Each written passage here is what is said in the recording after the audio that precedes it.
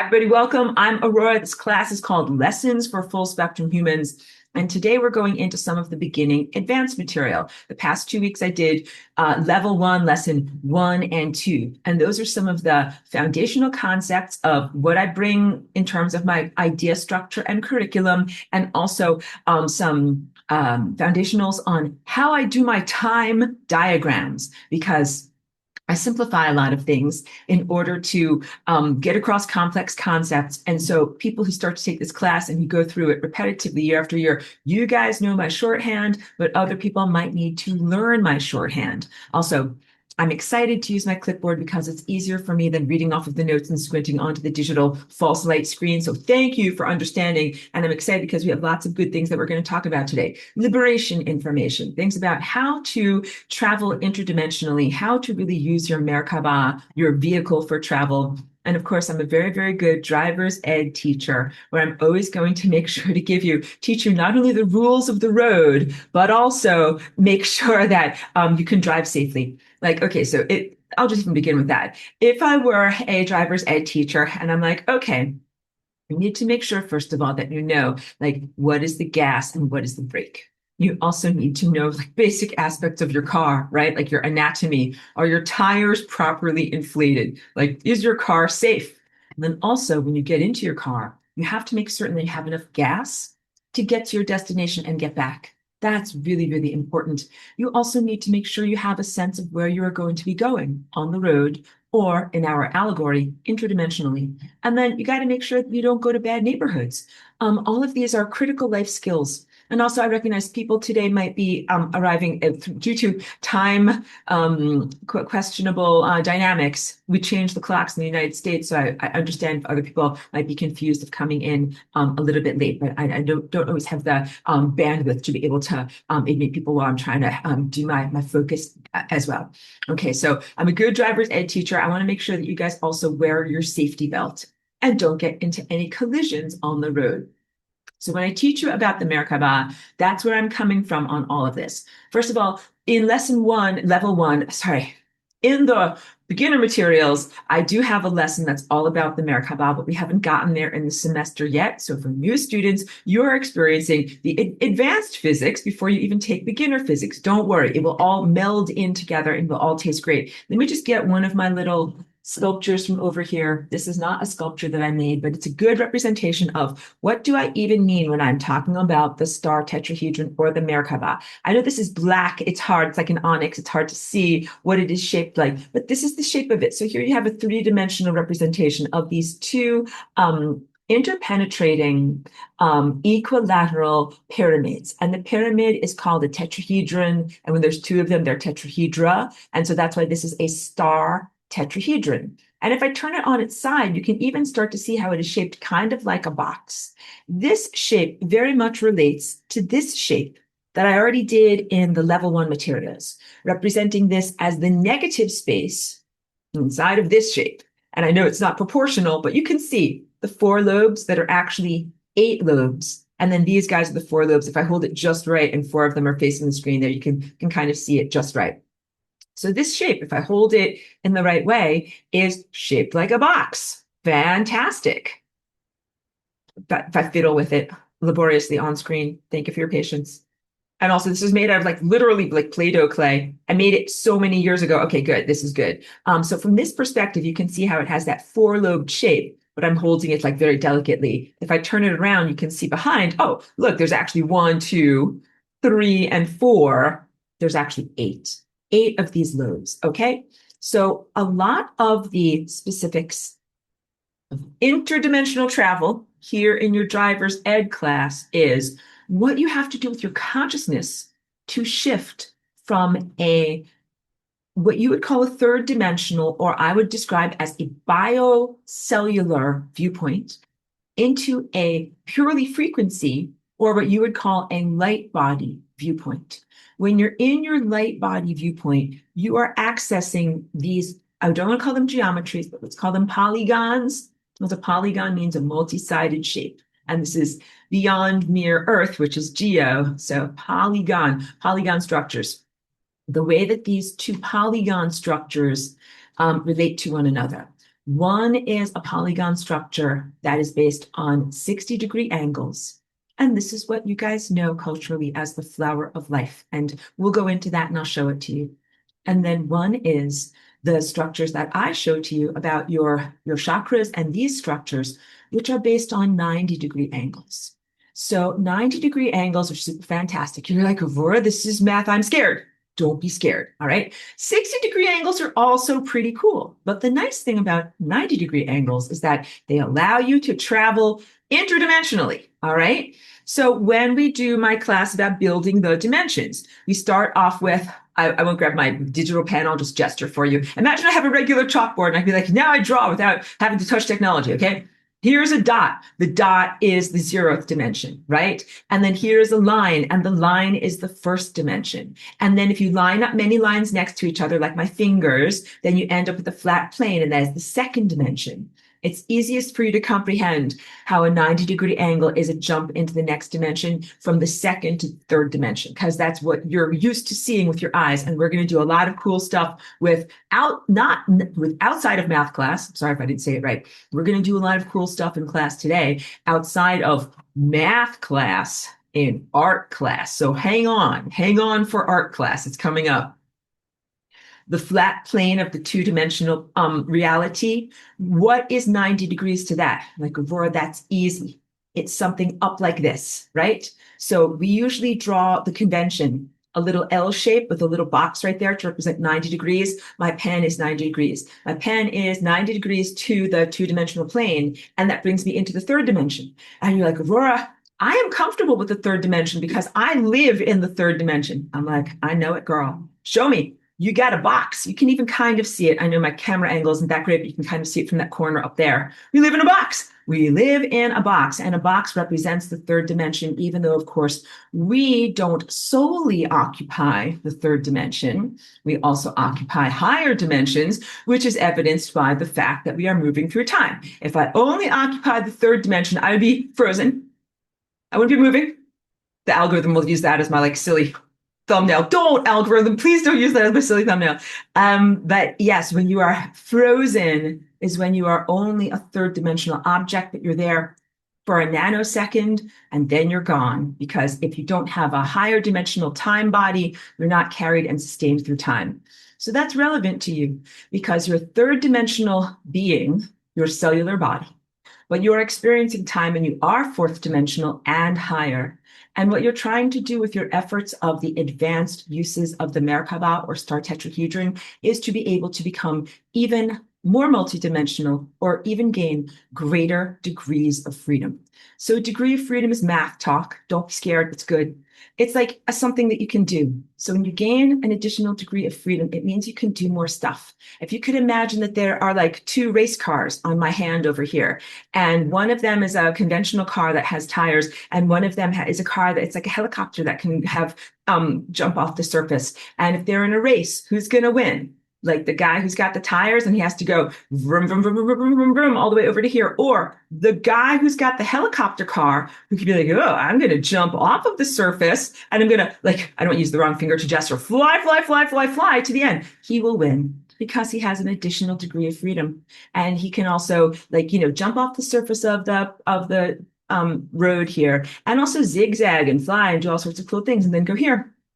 So this is what you are attempting to do with your Merkaba vehicle in flying through time. This is also directly analogous to the metamorphosis of the insect world. Mostly humans think that insects are gross, and a lot of them are, but butterflies are beautiful, and they do this metamorphosis from being a 2-dimensional creature that can only crawl on a leaf into being a 3rd dimensional and higher creature that can go from leaf to leaf. Like you can fly from here directly to here, or from here all the way over to here, a completely different flower, a completely different reality. And that is non-linear. When you start to achieve your multidimensional self and use your Merkaba for interdimensional travel, your mind must rearrange and become non-linear. In class, I often joke about liquefying your brains. This is a good thing. Liquefied brains at this stage in your metamorphosis is a good thing. It means the demolishment of your former structured belief system and linear view of reality, so that you can then be restructured and constructed in a multidimensional viewpoint. And a lot of what I give you in class here is the integuments to being able to get from linear to multidimensional or multifaceted. And there is some brain liquefaction along the way. Okay, so hold on, press pause on that, because now we'll do like some fun picture pages. I'm gonna help you liquefy your brains. You're like, Aurora, I don't know if I'm supposed to sign up for this. You did. It's good. But I have to press technology. I have so many cool photos prepared for you here today. You can see my whole screen looks crazy. Let me collapse this down.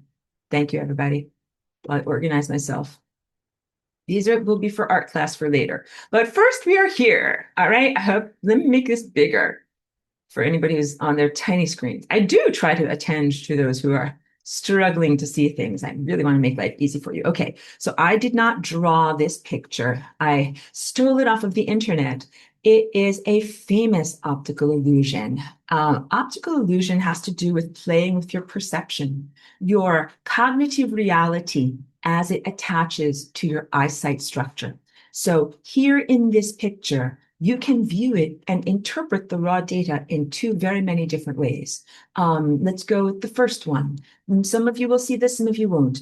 They call it the babushka woman. Imagine that this is her scarf or her babushka. It's tied under her chin. This is her chin, which is pointy. She has a little tiny mouth. And then here is her nose that is pointing down. And she looks old. She's got like wrinkles around her eyes, right? Okay. Page break, wipe, gelato, have like a sorbet. Now look at this differently. You can also see this image and interpret this as a young woman, where this is actually her jawline. This is her ear, this is her eyes, this is her eyelash, and this is a little feather on her cap, and this is a beautiful flowing, veil or a cap or something like that. Imagine and flip back and forth between those two viewpoints. This is the brain liquefaction. Look at it and be like, well, first I interpret, I see this, I see the old woman, I see the young woman, old woman, young woman, old woman, young woman. This is important stuff. Do it. These are important things to do. Okay, because the way that you make the leap into the higher dimension using your Merkabah vehicle is through harnessing your perception. What you just did with this optical illusion was play with your perception. The lines on this page or on the screen do not rearrange themselves. Same charcoal, same pencil, same pixels. But what changes is you. You look at things differently, and then you're in a different reality. This is the epitome and the essence of what I am teaching you here today. In order to travel interdimensionally, do not add lines to the picture of reality or erase lines away from the picture of reality. You absolutely change and transform your interpretation of reality. And this is really what the higher dimensional metamorphosis is. Okay, so page break, my gelato sorbet. Let me show you a few things here, because this is my work, and I drew these to be as accurate as I could be in terms of the proportions of how the Merkabah is shaped and also how it relates to the anthropomorphic human body form. So there are a couple of key aspects to this light body anatomy. First of all, I will go over this when we return to this concept in the beginner physics, beginner Merkabah. Merkabah is a shape that arises from our vestigial traces or ongoing civilization of Atlantis. This is like tying your shoes. It's like the ABCs and 1, 2, 3s of how to be a person. So to contrast, the rounded chakra shapes that I showed to you are your birthright. You don't have to effort to create them. You don't have to think about them. They are there as a part of your anatomy, much like the shape of your heart or the shape of your eyeballs. You don't have to be like eyeball, eyeball, eyeball. Like it's there, it's there, it's doing its thing. But for a Merkabah, it is a cognitive effort. It is an artistic effort. It is an expression of your willpower. And also, please know that in many situations and levels of interpretation, the Merkabah is a form of martial arts and battle tactic, or something that can be used for spiritual warfare. Yeah, important to say. So, of course, if I'm driver's ed, I'm holding my clipboard, driver's ed, be like, respect others on the road. Like, of course, you respect others on the road. This is not about that. This is, how can I even portray spiritual warfare, which is, you're allowed to use violence. There's no prescription against using violence, but it must be surgical and the math must be very, very correct. And you're not really supposed to think about your Merkabah as kind of like spinning Cuisinart of truth, like blasting through the fabric of the universe, like, eradicating clogs and gross stuff. Like, it's not really what it's supposed to be, but sometimes that's what it is. So I would like to portray it accurately. We're in a very embattled time. So as you're learning to do your Merkaba, the very first things that you might use it for are some of its more martial arts applications. But please know that this is genuinely an artistic expression and a consciousness vehicle. So, of course, I teach everyone about Merkaba from my viewpoint and my perspective. And I also teach people about it when we do the Flying Rainbow Lasagna dance group together, and we're actually immersed in time. And of course, I teach about it like, when you're doing the Merkaba and you're like flying in perfectly level ways and you're kind of almost just like marching in order. But I teach everyone like, no, like you are allowed to swirl and figure eight and even twirl. And if they ever ask you, like, like you're in formation and you're doing all these figure eights and ballet moves, they're like, "What are you doing with your Merkaba? Who taught?" And be like, just say, "Aurora. Aurora taught us to Merkaba." They're like, they will get it. All right. So all of these movements, like, it's not illegal. You're totally allowed to do it. It's just a little bit unusual. Whatever. I don't know if I could use this analogy, but something like like fighter planes in the sky that are also ballerinas that are doing very beautiful things. But I didn't want to really bring up that clank metal analogy too much because it's very, very different from that. We are not flying through coordinates of space-time as a regular fighter jet would fly. We are really flying through potentials of the force field of time. And this, to wipe away the warlike associations that I just brought up with this, because I said some will interpret it in that way. So like for us from ancient concurrent Atlantis, this is as normal as tying your shoes. Like, yep, you get up in the morning, you do your Merkaba, you encounter a something, you do your Merkaba. But for others who are intimidated by or who are antithetical to cosmic law, they're like this. I don't know if you can see me in the thumbnail, but they're like, oh no, and I hope the stupid thing doesn't use that as my thumbnail either. They're like, oh no, like cosmic law enforcement, because that's how criminals feel. I'm just going to hydrate for a moment. Pardon me. How do criminals feel when they hear the sirens that go off before law enforcement arrives? They're like, oh no, I'm afraid, I'm stressed out, it's the cops. So please comprehend that this star tetrahedron formation is in the cosmic galaxy associated with cosmic law enforcement, and that I find that to be a very positive association because I am not a criminal, but criminals might respond to it. Okay, so wiping away now the both martial arts and law enforcement affiliations of this, I have to also tell you and emphasize, as I have done for the past 10 years when I teach this curriculum, that the star tetrahedron and the reduced shape of just like a two-dimensional, two interlocking triangles, that is a nation state affiliated symbol at this point that describes a culture, describes a time, describes a nation state, but it is not exclusive to that nation state. So I have always said over the past 10 years that what is known as the Star of David, or that shape, is not exclusively affiliated with the Jewish people or the Jewish religion or the current nation state of Israel. And that has been an important distinction to make because people might have seen this and they thought, I've seen that symbol before, it's a symbol of a religion or of a people, and maybe I don't want to be a cultural misappropriator. Like if you're not Native American, you are not allowed to have feathers. Like that is for certain people. And so I'm very, very clear here. This is not something that is a spiritual technology or a symbol that is only for one particular selected ethnicity. Oh my goodness, I couldn't say it. But you know what I'm talking about. One particular ancestral heritage. It is for all humans. It is for any one of you to use and to learn. And really, it is similar to the Flying Rainbow Lasagna, a type of technology that's not technology, a type of force field or formfulness that really cannot be hijacked. All right. So even if you are in skepticism, because this is straight line geometry, and it is not the curvilinear geometry, which is of really the primary truth and empirical truth of the cosmos, this is still very valid, because I've even encountered people who are like, I am skeptical of the Merkaba because I'm a real purist and I know that real polygons and the fabric of space-time is created out of circles and spheres. and curvilinear formful shapes.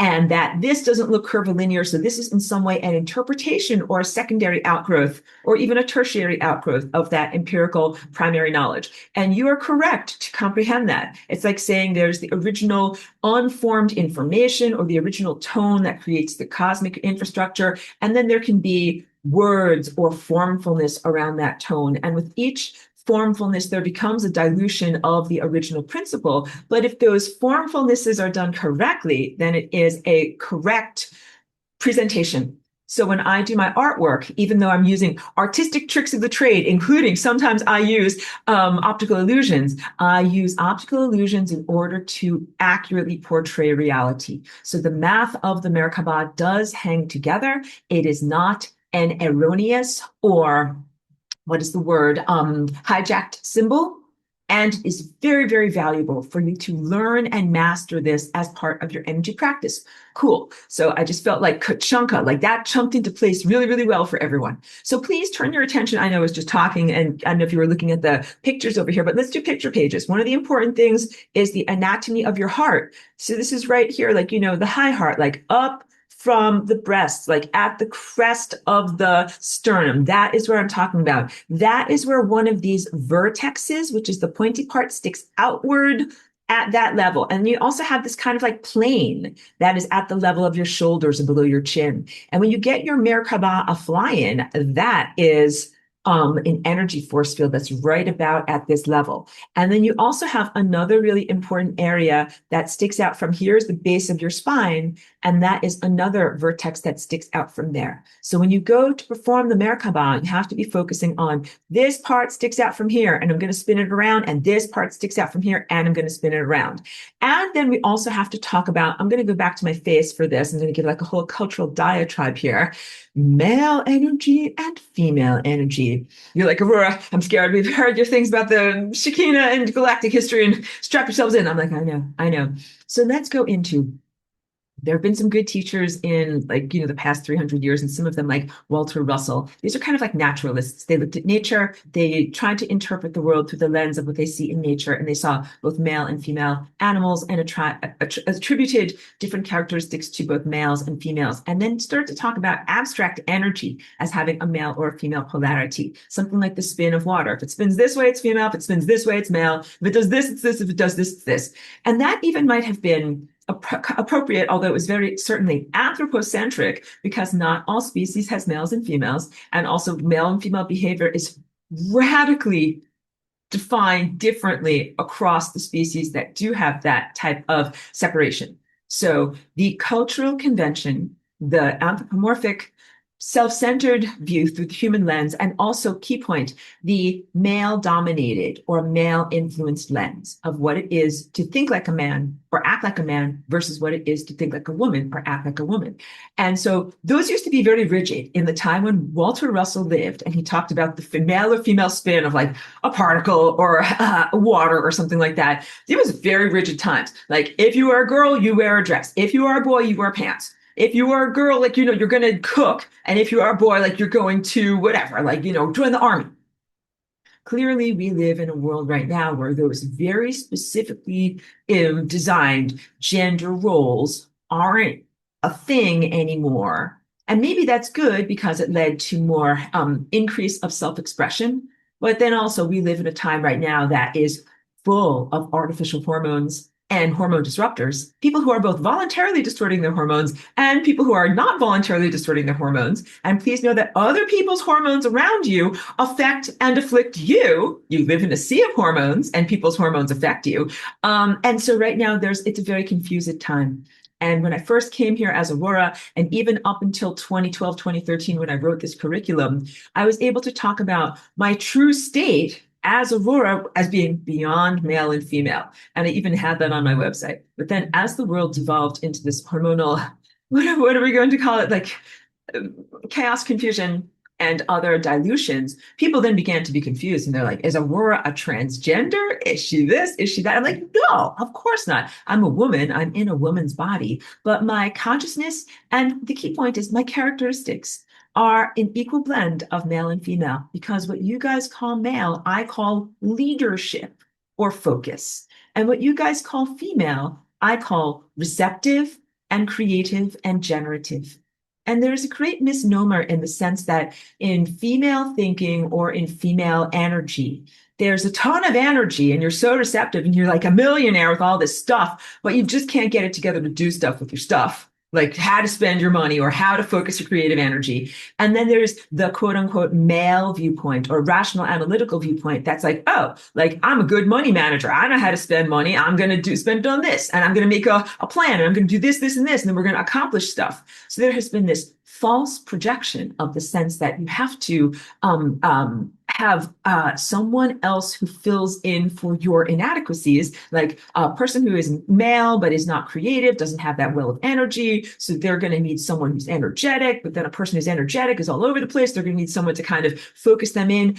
All of that is a non-starter. I think that all of those have been enablements of dysfunctions and incapacitations and inadequacies. Instead of thinking like those are your strengths and those are your strengths and let's work together, I think that it has been a lack of self-development, not allowing certain things to be allowed inside of people. So I do think that women can very much think rationally, analytically, create schedules, create a plan and stick with plan, be a money manager and figure out how to spend money or use resources very, very effectively. And then I also think that males can be emotionally centered, intuitive, creative, have a connection to psychic powers, our artistic, musical creation, and be able to generate stuff. All right. So all of that stuff, that was a lot of words for me to just be able to say, I think we need a fresh page to be able to talk about the male versus the female energy.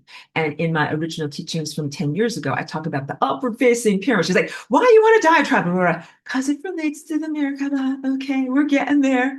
Upward facing pyramid is usually called male because it's about specific desires and things that you would call your rational analytical intellect and ability to articulate. And the downward facing pyramid are non-specific desires of receptivity. So let's not become confused in our hormone structures, but let's recognize that no matter what your body is or what your chromosomes are, you can contain all of these characteristics.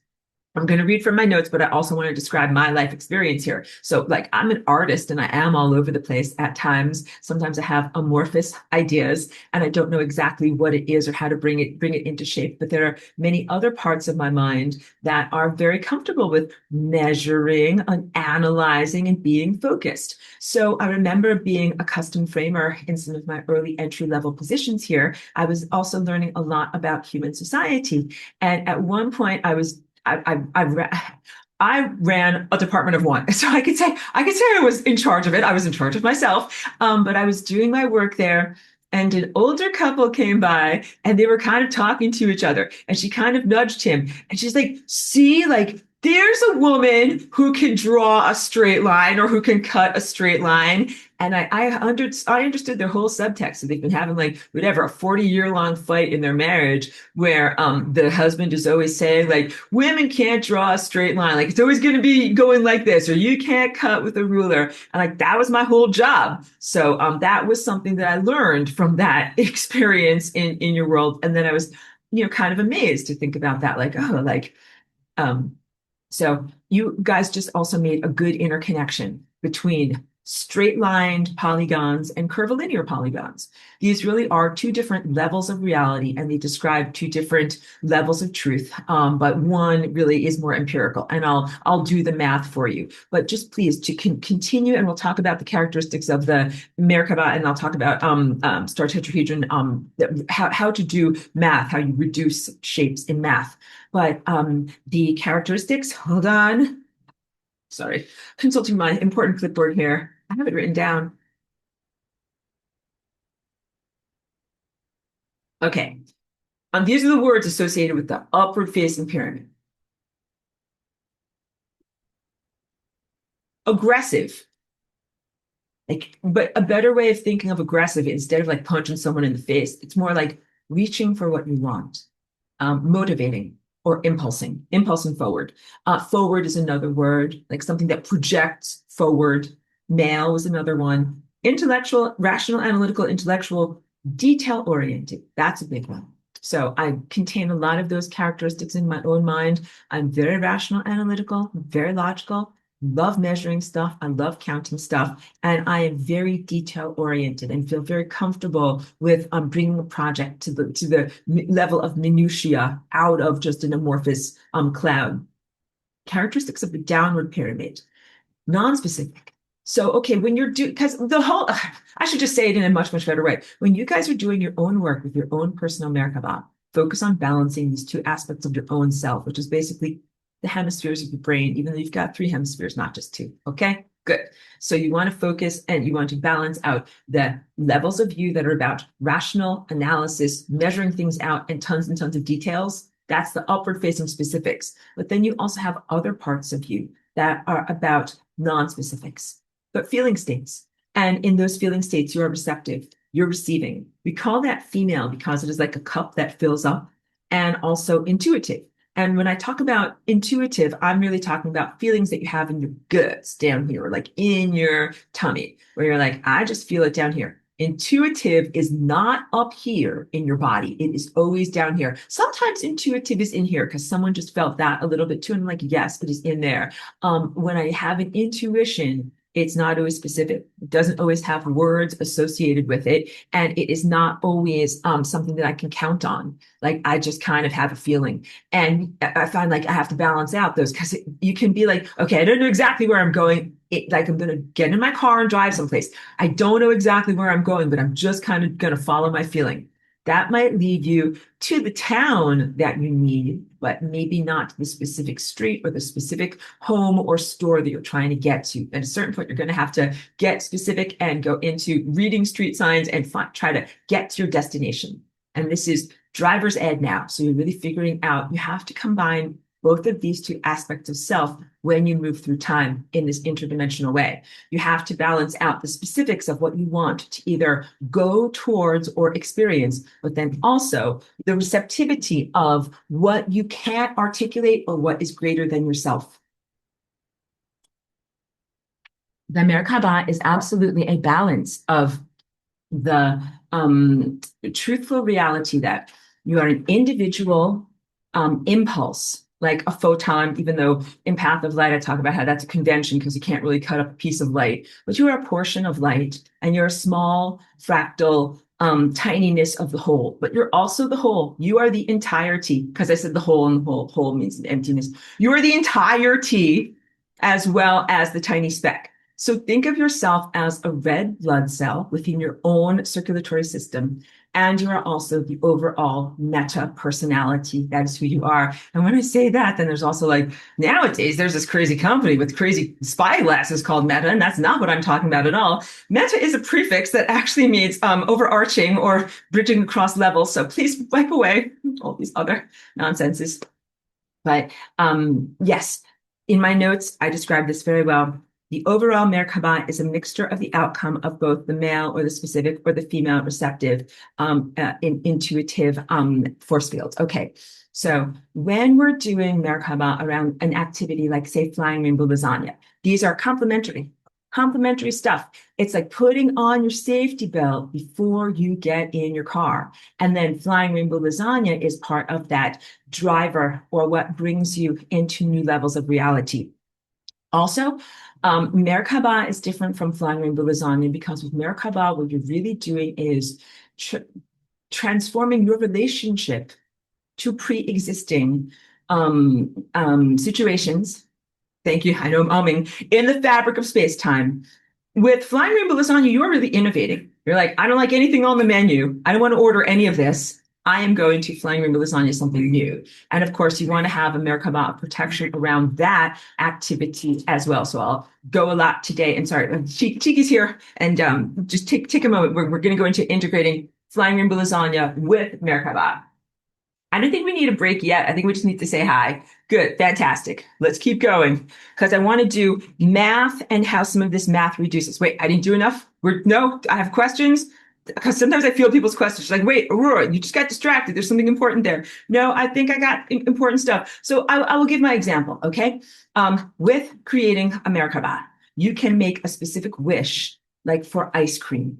into the upward facing pyramid, like you want ice cream. So into the upward facing pyramid, you put your specific desires from your ego and your analytical mind. You're like, I want a specific flavor of ice cream, like cherry vanilla ice cream.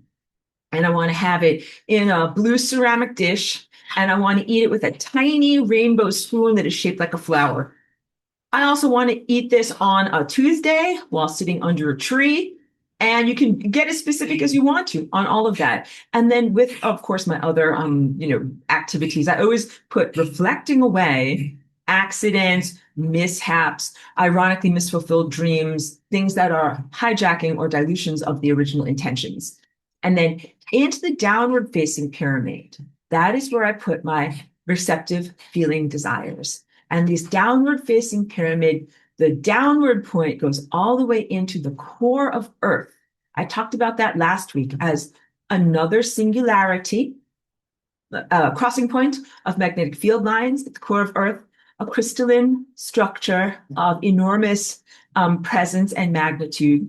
And it also is representative of the core of matter, which in your own body you can consider to be the center of every cell of your cellular structure, and bringing you to the nucleus, which is one of your most sacred places. And into that receptivity, what you put are feeling states. Because when you're wishing for ice cream, what are you really wishing for? You're wishing for something that's like a reward, a treat, something that is yummy, something that feels cold and refreshing on a hot day, something that may remind you of a positive childhood or something else that is a special day, and anything else that is non-specific. That is what you're really wishing for. And then in order to activate that wish or energize that Merkabah, you got to get that sucker spinning. So the one that points outward from your heart, I'm a woman, and I swing that around to the left. I don't know if the screen is inverted as you watch this, so please be aware of that. But I'm facing the camera and I'm swinging this around to the left at shoulder height. But then I have my pyramid that sticks out from the base of my spine. And what I'm going to do is I'm going to swing that around to the right. And just comprehend that what you're doing is creating very, very fast moving, interpenetrating force fields. And that as you create those interpenetrating force fields, you get to a certain moment where it goes like ka-chunka. That's the only way I can say it. You're like vroom, vroom, vroom, vroom, vroom, ka-chunka. And then you feel like a column of light is going up and down your whole entire being. And you're connecting really the world of physicality and materiality and the world of potential, frequency, light, and, presence. And you are the bridge of experiencer between those two things. And then you go forward and you experience your wish, your request. So if you wished for these ice cream specifics, sometimes you get part of it fulfilled, sometimes you don't, because the downward facing receptivity pyramid always includes the sense of chef's choice. What is the freshest food at this restaurant? If you're really stuck on cherry vanilla ice cream and you're not open to something that's a substitute that's way better, then you will miss out on good things in life and the optimization of your timeline. So you, again, might think, I want exactly only this. But when you go through your day as your wish is being granted, sometimes your wish is being granted by something that is not an exact analog of what you asked for, but is even better. And you have to be a little bit open to that because you are small, not totally omniscient. I want to say ignorant, and you don't know a lot of stuff. And there might be stuff that's even better than what you wished for. And what if instead of getting cherry vanilla, you got like whatever tangerine or like some super exotic type of ice cream flavor that you didn't even know existed and you didn't know to wish for it and to ask for it.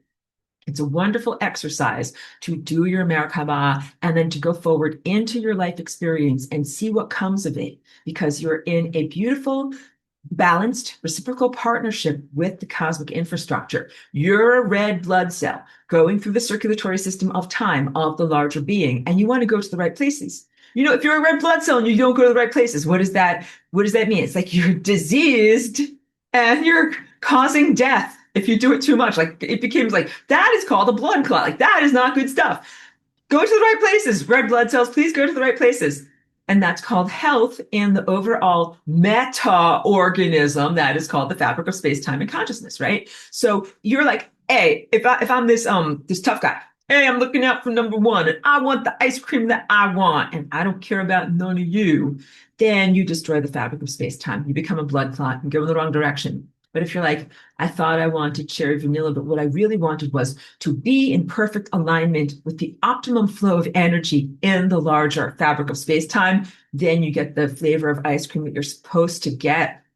And it might not be a blue dish, it might be a purple dish, but you might get the tiny spoon that's shaped exactly like what you wanted. So you have to be open to all these different things. Gather around, children. I could tell you so many yarns about the times when I was learning how to use my Merkaba in this world. Like, it's a non-pristine system as Aurora within the past 25 years or so.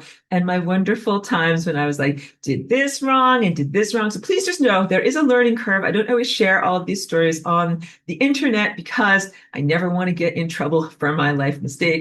So these are things that I tell around the campfire. But believe me, sometimes I would like to characterize this as I self-confess, but don't give you the details. I'm a very good person, like any of you, and of course did not intend any malice.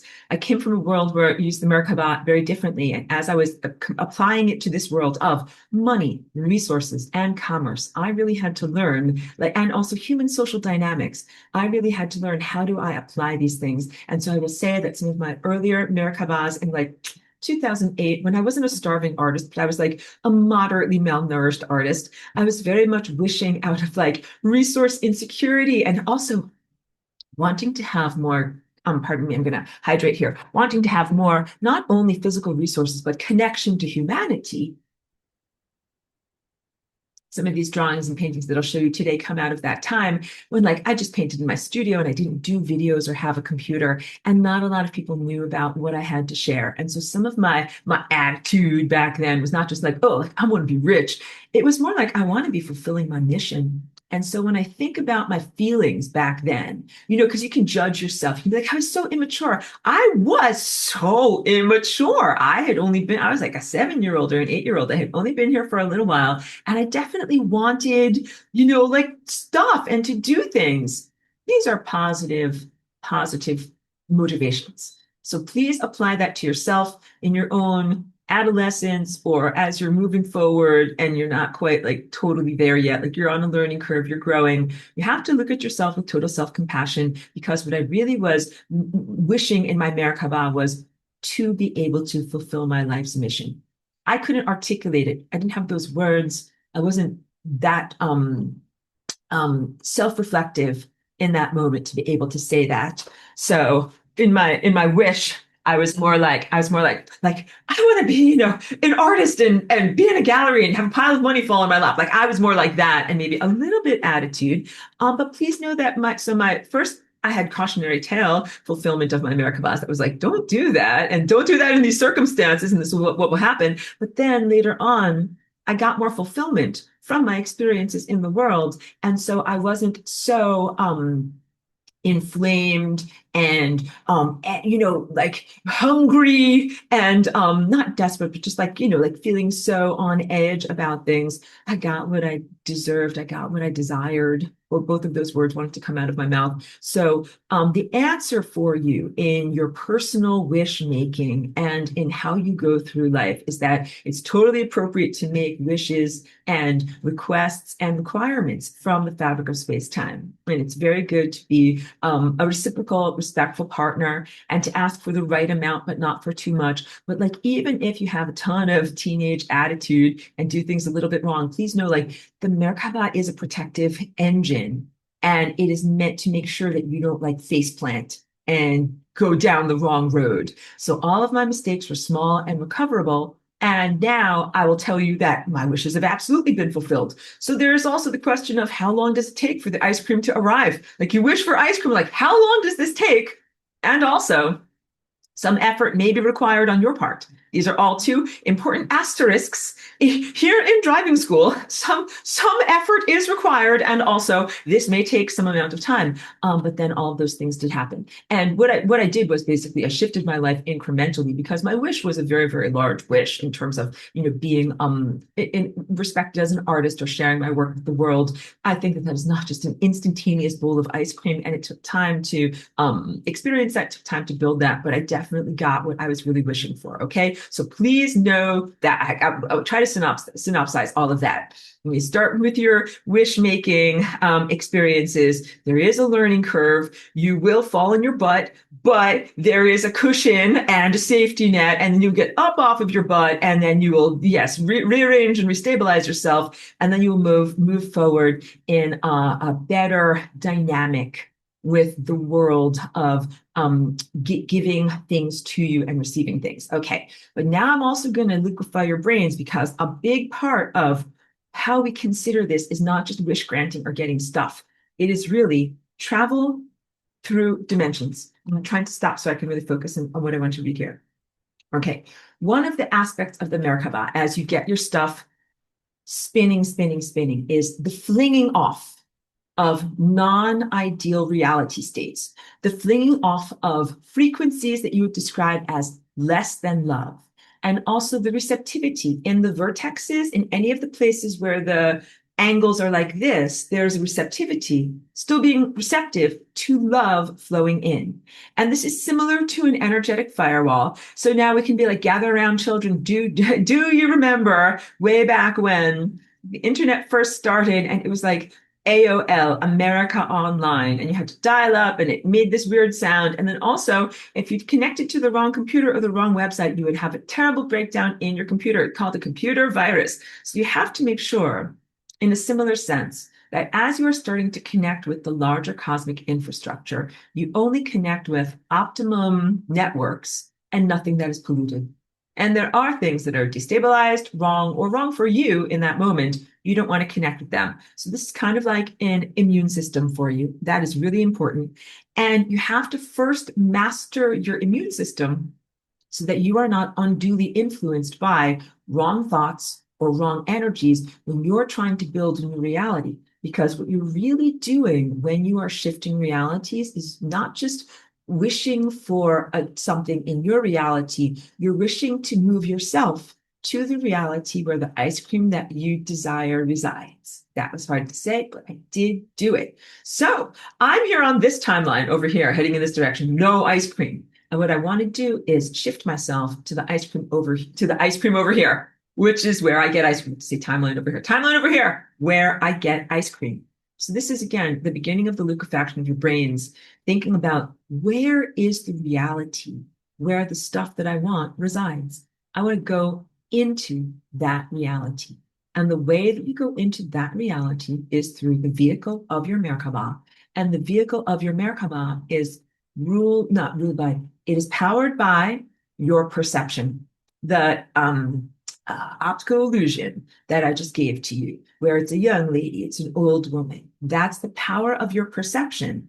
And the capability to do this type of shift from no ice cream to ice cream is powered by your perception. You're like, Aurora, this is all very hard. My brains are very tired. I'm like, good, let's do art class. Art class is so fun and so cool. You guys are going to love it. Okay, we are going to talk about our art class, everyone, art class. Okay, now we're going to talk about Renaissance art. So that's like kind of like in the 1500s and sooner, up to the present moment now. This is the invention of perspective. Perspective is a drawing skill. It's not something that you're born with the capacity to do. Like if you're born with the capacity to draw or to do certain things, perspective is largely not what people come in here with. It's a skill. I mean, you take drawing class, they teach you how to use either 1 or 2 point perspective to kind of comprehend the architecture of how to translate a 3-dimensional world onto a flat 2-dimensional plane. What we're talking about now is the architecture of how to go from a higher dimension, 3rd dimension, where stuff is like this and formful, into a 2-dimensional world where stuff is flat. Art history, everyone. Before the Renaissance, throughout human history, they painted things and portrayed things in a very flat way. Like if this was a painting that is going to be here and you're going to look at it, it looks flat. Like the style was not meant to say like this is a window that you're supposed to look through as if it has depth. It was flat. In fact, some of the way that people would read the page in those, I would say ancient or older times would be like, this is the beginning, this is the middle, and this is the end. kind of like it tells a story, but you're seeing it all at the same time. That's very, very different than modern art history. When we read a painting, what we look at as foreground, midground, background. Let's imagine this is the Mona Lisa, because you guys are really familiar with the Mona Lisa, right? So like here's a lady's face, and then here's the foreground, the stuff that's in front of her, like her hands and a dress. Here's her face. Here's the midground. Here's like some trees and whatnot. And then here's the background, some blue sky in the background. It's not a story. It's not like first dress, then face, then sky. These are not telling a narrative story. You're looking at it as if you're looking through a window. This has been taught or trained in your perception. Your perception is the area of your brain mind that calculates and builds a picture of reality based upon your binocular perception. So you get most of us in the world have two eyes and are working with binocular perception. And of course, if people are have one eye or different visual capabilities, like I respect, you've got a totally different view of the world, and your brain might be wired really, really differently. But for many people who have two eyes, their brains are constantly doing a calculation of the slight difference of the view from your left eye and your right eye. And then that is what builds a picture of the formfulness of the world.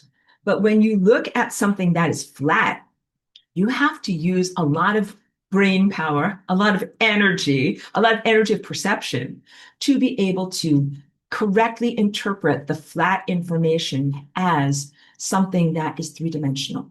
And what you are really doing, there are architectures of how to translate the third dimension into the second dimension so that you like draw a box, draw a room, draw something that looks like it has depth. But then you, as the audience viewer, have to have the decoder ring in your mind to look at those lines and arrange them with your mind as if they are a place that has depth that you can jump into. How about I use the screen here that you're looking at right now, okay? Here is the foreground. Look how giant my hand looks. My hand looks like 5 times the size of my face. My hand is not 5 times the size of my face. It's this big. When things are in the foreground, they look bigger to you. Ta-da! Then here's the midground. This is me where I actually am. And then here's the background, all the way back there. And as things go back, they get smaller, right? And even, if I was standing next to that sculpture, if I brought it forward here, it would be this big. But back there, it looks this big. You're like, you take this as a matter of course. But you're very blasé about all of this, aren't you, everyone? Because you have mastered it. It's not very, very hard for you. From the moment that you came here as a child, you learned to look into a picture. You learned to look into a TV screen. The computer and the phone is normal for you. But if you took someone who was a cultural outsider or someone from many millennia ago and you showed them these things, they would not know how to interpret the pixels on the screen or what is actually being looked at here. So the whole story of Renaissance art, Mona Lisa was painted by Da Vinci. He was painting at that time, but there were many other masters, and they are called the old masters because what they did was they created from first principles the way to make a flat page look like reality. And it was even considered to be a type of magic. They're like, you paint a paintbrush. It's like your magical paintbrush that can somehow make a face that looks like a face, make a room that looks like a room. So art history class, this was not only because of the mental acuity of great artists who created good drawing skills. It was also about art materials, that at that time in reality, you also had the profusion of highly refined linseed oil and highly refined pigments that are what you call oil paint, that can create these subtle shadings and overlayers that make it possible to correctly depict color and form the way that your eye depicts it. Prior to that, there were other forms of paint that were used that were not as easily blended. Some of those include gouache, and also, which gouache is pigment and sometimes egg protein to bind it to the paper, but also fresco, which is on wet plaster. And so you guys are also, you're familiar with Michelangelo. I have a wonderful classmate. His name is very similar to that. So the Sistine Chapel.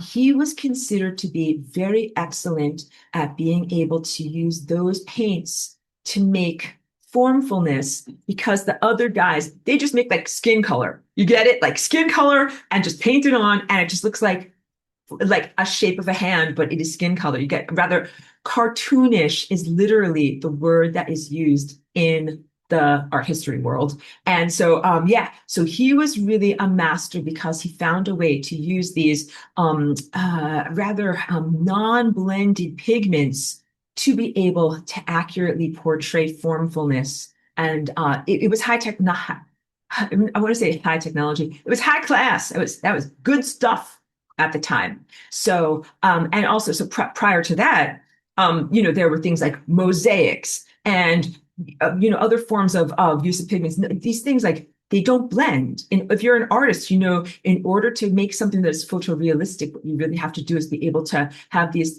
seamless blendings and integrations of shades of color that go from place to place. So they're very, very complex stuff. All right. So it increased trade, higher quality of art materials, and increased cognitive intellect, all added up to the Renaissance. And then what these guys did was they took the viewer on a journey.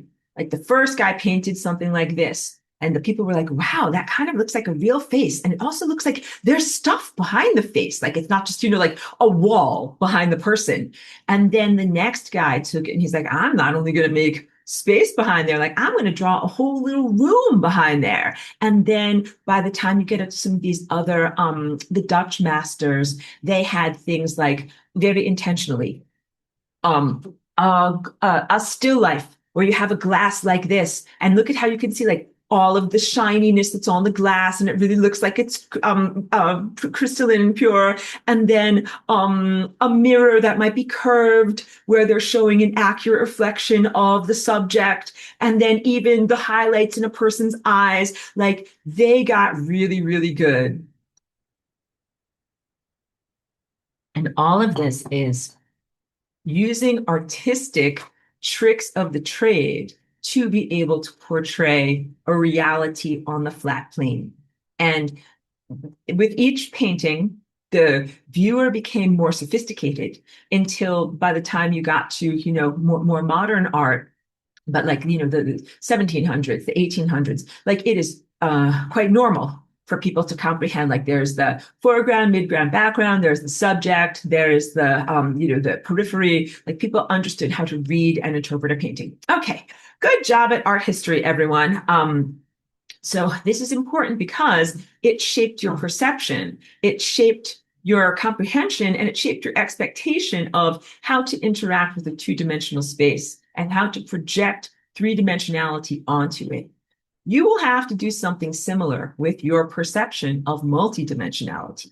As you become like a butterfly that is jumping off of the flat plane of time, you're going to start to build a picture of reality that is not flat. And you have to add the additional dimension with your mind. When you look at a TV screen, you don't look at it as a flat shape. You look at it as a world to jump into. And you will have to do something similar when you start to become multidimensional and experience time, because you will have to consider that time is not a flat plane, but is instead something that has depth. I want to say a solid, but it's a formfulness that has depth. And then you can start to comprehend it as multidimensional. Okay, so I'll take a break for a moment from me. And also let me get to some of the wonderful questions and comments over here before I run forward too much. Okay.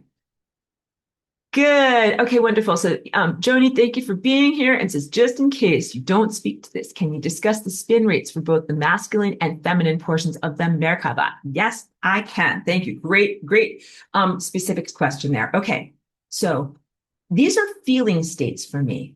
Instead of saying I have to spin them like 5 RPM or 5,000 RPM, I need to get I'm so lighthearted when I say get that sucker spinning. Again, if they ask you, just tell them like Aurora taught us this, but it's a feeling state. So you got to get that sucker spinning. And then I know I'm at optimum spinning when I kind of feel like there is a plane at the level of my shoulders.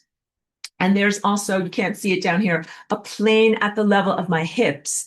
And I feel them as being in, they develop a solidity. So maybe they might have been like, ooh, like this or like this, but all of a sudden they're fast and they develop a solidity.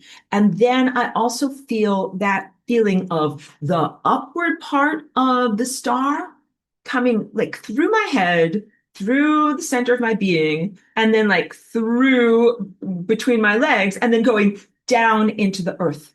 So the best way that I can describe to you, they are balanced.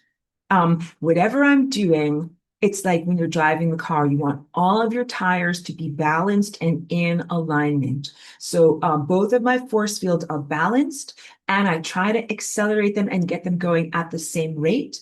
I know that I'm doing the right thing when I feel that level of centeredness is the best word I can use for it. And let me also say this. The Merkaba is a only way I can say it, living force field, or something that has a vivification beyond abstraction. Like if I turn on a light bulb, you're not like, oh, like we have to keep the light bulb alive. You're like, no, it's flowing from energy in the wall. But your Merkaba and its spin or its vivification is very much an alive thing that is based on your own sentience. So when you create a Merkaba, like let's say if it is a Merkaba for intention to create an event or to protect yourself or a loved one in some way, it can slow down. And when it slows down, you might start to feel destabilization, where your thing goes like this, and then you might feel in your feeling state self-doubt, worry, or concern, or some other form of, we'll just call bullcrapola. And that's what happens when force field, that's the feeling state that happens when you're like, if you're riding a bicycle. I'm not good at riding a bicycle, guys. Like I had never really developed this skill. But I hear that you have to kind of keep yourself going fast so that way you don't fall over to the side or fall over to this side. If you lose some momentum in your feeling state, in your belief, or in your focus, like as you're focusing towards a series of events, that is when the Merkaba can slow down. And it doesn't mean that you have failed. It means that you have to re-energize the force field. So let's say you want to accomplish something big. You're like, I want to move. I want to change my life, whatever. I would just say, I want to move to France as a weird place to want to move to. Okay. And you're like, okay, this is my life's goal. And you create a Merkaba around it and did all the parameters and all the things you want to do. And you press run on that Merkaba. And then you're going through your life and somebody says something and they're like, you're never going to be able to do that. And all of a sudden your energy goes away and you're like, oh, my Merkaba is going like this and like this. And I hear it's expensive to live there. And what will I do? And how will I earn my money? When that happens, what you have to do is you be like, oh, I'm destabilized. I got to get that sucker spinning again and re-energize it in the same way that you like effort with the bicycle. Get that spinning and you get back to stabilization. Certain people might destabilize you. You got to start to get selective because you're like, if I tell my hopes and dreams to that guy, my Merkaba goes kablooey. But if I tell my hopes and dreams to that guy, that person is like, I believe in you. I think you're going to do it. And they don't detract from your Merkaba. They might even help you, even though, it's not their job, but they might be like, yeah, I think I could see that happening for you. And that is very helpful and positive. So, I have so many things to say because and now, okay, I will offer this information to you as experts here in driving school. Some Merkabahs have a limited lifespan or time of relevance. So that would be like if I'm hungry and I want to have food within the next 24 hours, I make my Merkaba and make my requests. But then, of course, that is limited to the next 24 hours because then after that, things change or shift or is no longer relevant. Some Merkabahs are life Merkabahs that are about, like me, like, wanting to be fulfilled and do my mission as an artist. And that's not something, if I make that wish, it's not just going to dissipate and go away in 24 hours. You can also consider the Merkaba and making these requests or collaborations with the cosmos as being like, sorry if it slipped away, creating something, planting a seed, but not having, so this is better. Start again.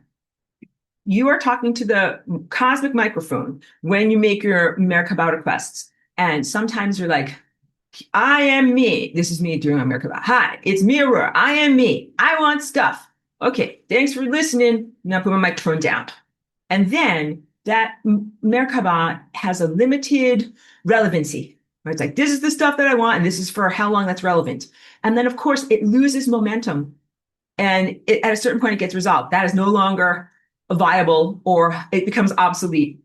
And so you grow and you change and you shift your position in time. So then you have to revisit that original Merkaba, and you have to be like, oh, like, is that still viable? Is that still relevant? Do I still want to energize that? And you're like, no, it has grown and changed and evolved. If I use the example of ice cream, you might have been wishing for ice cream, but now your appetites have changed. And there's nothing wrong with that. If it's 5 years later, you might be like, you know something, my health is different. I don't eat dairy anymore. I think I would like whatever, some, like frozen banana acai treats or something like that. And then that is what is right for you. And so, how about with me? I, of course, still wish to be able to be an artist and to be fulfilled as that in my life mission. That is totally correct. But I will tell you that it's obsolete to include the sense of success through the world of human galleries. That was something that seemed important or relevant to me. Like, the ice cream must be in a blue dish, but it's just because that's what I heard. Ice cream comes in a blue dish, and that's what I want a blue dish. But I'm like, oh, actually, that is not that relevant to me and seems like an obsolete part of my wish. So I allow that to fall away as a vestigial trace, but maintain the center of what that energy field was. And then I take that center and I move forward and add that to whatever is my movement going forward on top of there. Oh, and if you want to know how, like, I will just, because I'm speaking personally here, I will tell you how I have grown and evolved. I'm largely disgusted by the gallery world and have considered it to be like very captured, very not a level playing field, or even a positive place to be able to claw your way to the top, to be able to show your work in that sense. Like, I think you have to sacrifice a lot of yourself to be able to be in that world. And I was always like, no, that is not going to happen. I'm not going to stop being me in order to participate in a corrupt society or a place that I don't really want to be. So I thought that I wanted to be in the gallery world, but really what I really wanted was to share my work with humans. So I'm like, yeah, one day I will create my own comprehensive display and exhibit of the items that I have made to show to humanity. Stick it in a room, put a sign outside and say, come on in and see my artwork. Like, this is very, very different than how I thought then, but I had to think that way then. All right, so good. I'm glad that I was able to share like a little bit from my personal life, because it is a personal journey.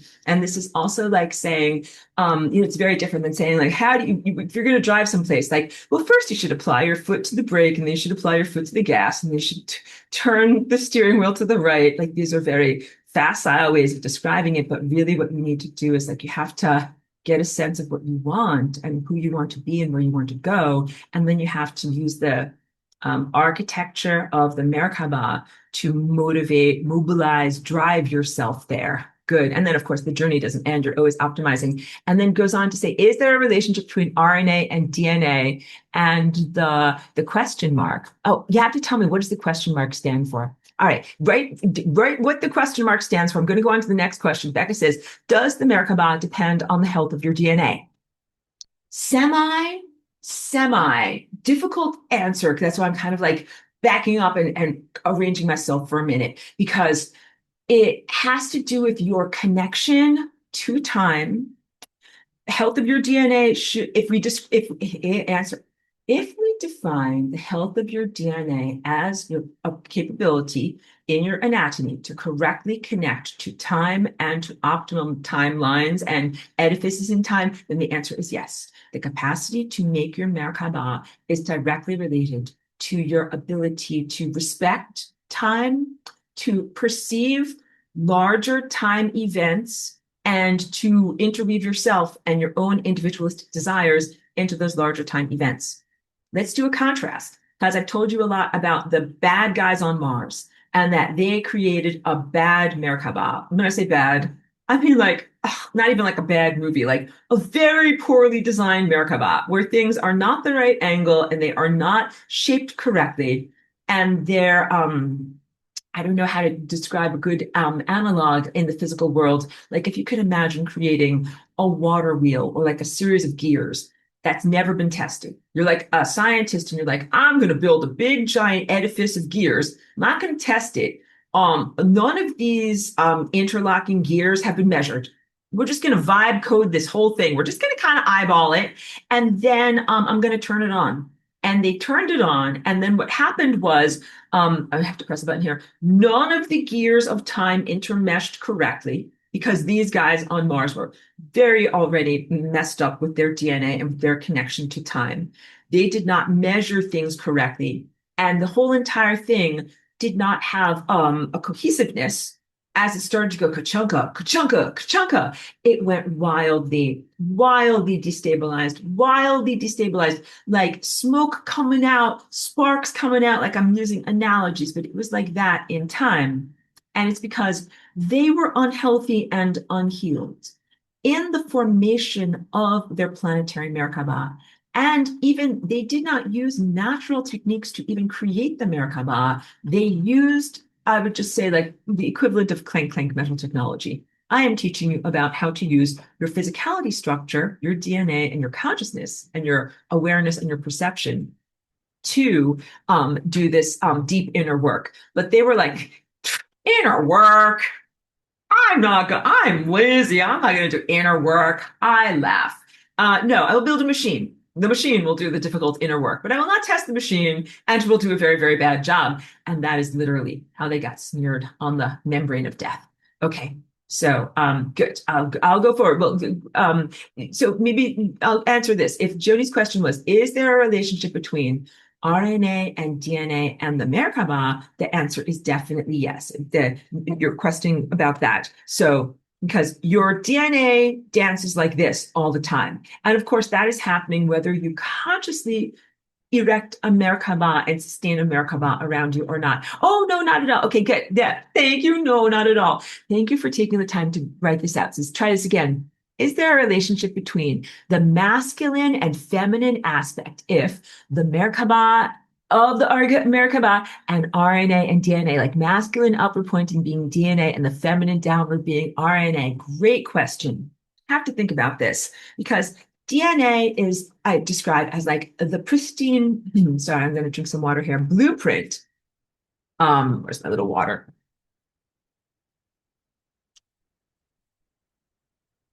DNA is the pristine blueprint that stays in the library, in the holy of holies, the sanctum sanctorum in your nuclei. And it never comes out of there. But the rest of your body needs to be able to have information about how to do basic functions or do proteins. And so what happens is copies are made in the DNA library. Like I call it a Xerox machine, but I don't know if they have that, but like a reproducer. Like, I can't take the original archival scroll. I'll reproduce it. That's what RNA is. RNA is a cheap reproduction on typing paper or whatever that can go out of the nucleus. And it can go around to everyone else who's building stuff and doing stuff and be like, here's the disposable copy. I don't care if you get coffee stains or soy sauce on it. You can use this for your building projects. And the idea is that only mRNA messengers can go into the sanctum sanctorum to access the DNA and to read what is written there. So in your world, you might think of it as the analogy of like a special place where only the high priest can go or something like that. And then no riffraff. And then the high priests come out and they're like, ahem, ahem, I have these scrolls here written down directly from the originals, and I'm going to tell you guys what to do. And that's a positive, natural relationship in the body. It's not power abuse at all. It is really positive and good.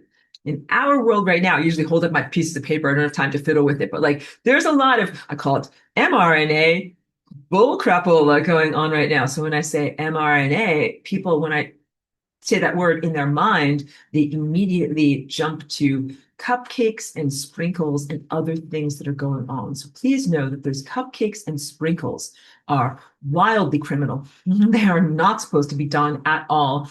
And the problem is, there's the pollution of the original scrolls that you would never want to have happen. You're already way with me. I will just say this for anybody who is catching this to listen in the archive. If your mRNA is messed up and goes in there as the messed up high priests that then go in and look at the pristine scrolls, what if the high priests have some soy sauce on their fingers and they're touching the perfect scrolls? What if they get that on the original scrolls? And those are scrolls that got passed down to you from time immemorium. And now they've got soy sauce on them because of these high priests that didn't bother to wash their hands. All right. So people eat cupcakes and sprinkles. There's a very, very real difficulty with that. And if you mess up the original scrolls, then everything that you take after that from the blueprints will be messed up in the body. And this is actually a terrible, my shoulders go way down, terrible ongoing genetic disaster that is unfolding in the world around us. And the powers that were don't like it to be recognized or acknowledged, which is why I have to allude. I have alluded to the illusions in our world. Okay, so there's a power dynamic clearly between mRNA and DNA. One is more powerful than the other. So that's why I don't know if I could make a direct analogy of male and female in the world, and especially in the world of patriarchy, or male and female energy. To separate from any kind of allegories or cultural isms, in your own brain, mind, and in your own balanced body, there should be equanimity or equity between these parts of yourself. And I often don't comprehend when people are like, oh, like, part of me wants this, part of me wants this. Like, I don't comprehend that. Like in my own self, like it's perfect. All right. I'm an artist and I'm also very analytical. So I'm an artist. The part of my brain that likes to measure things and draw things perfectly wakes up sometimes I wake up and I'm like, that part of my brain wants to do stuff. And I'm like, let me get my ruler.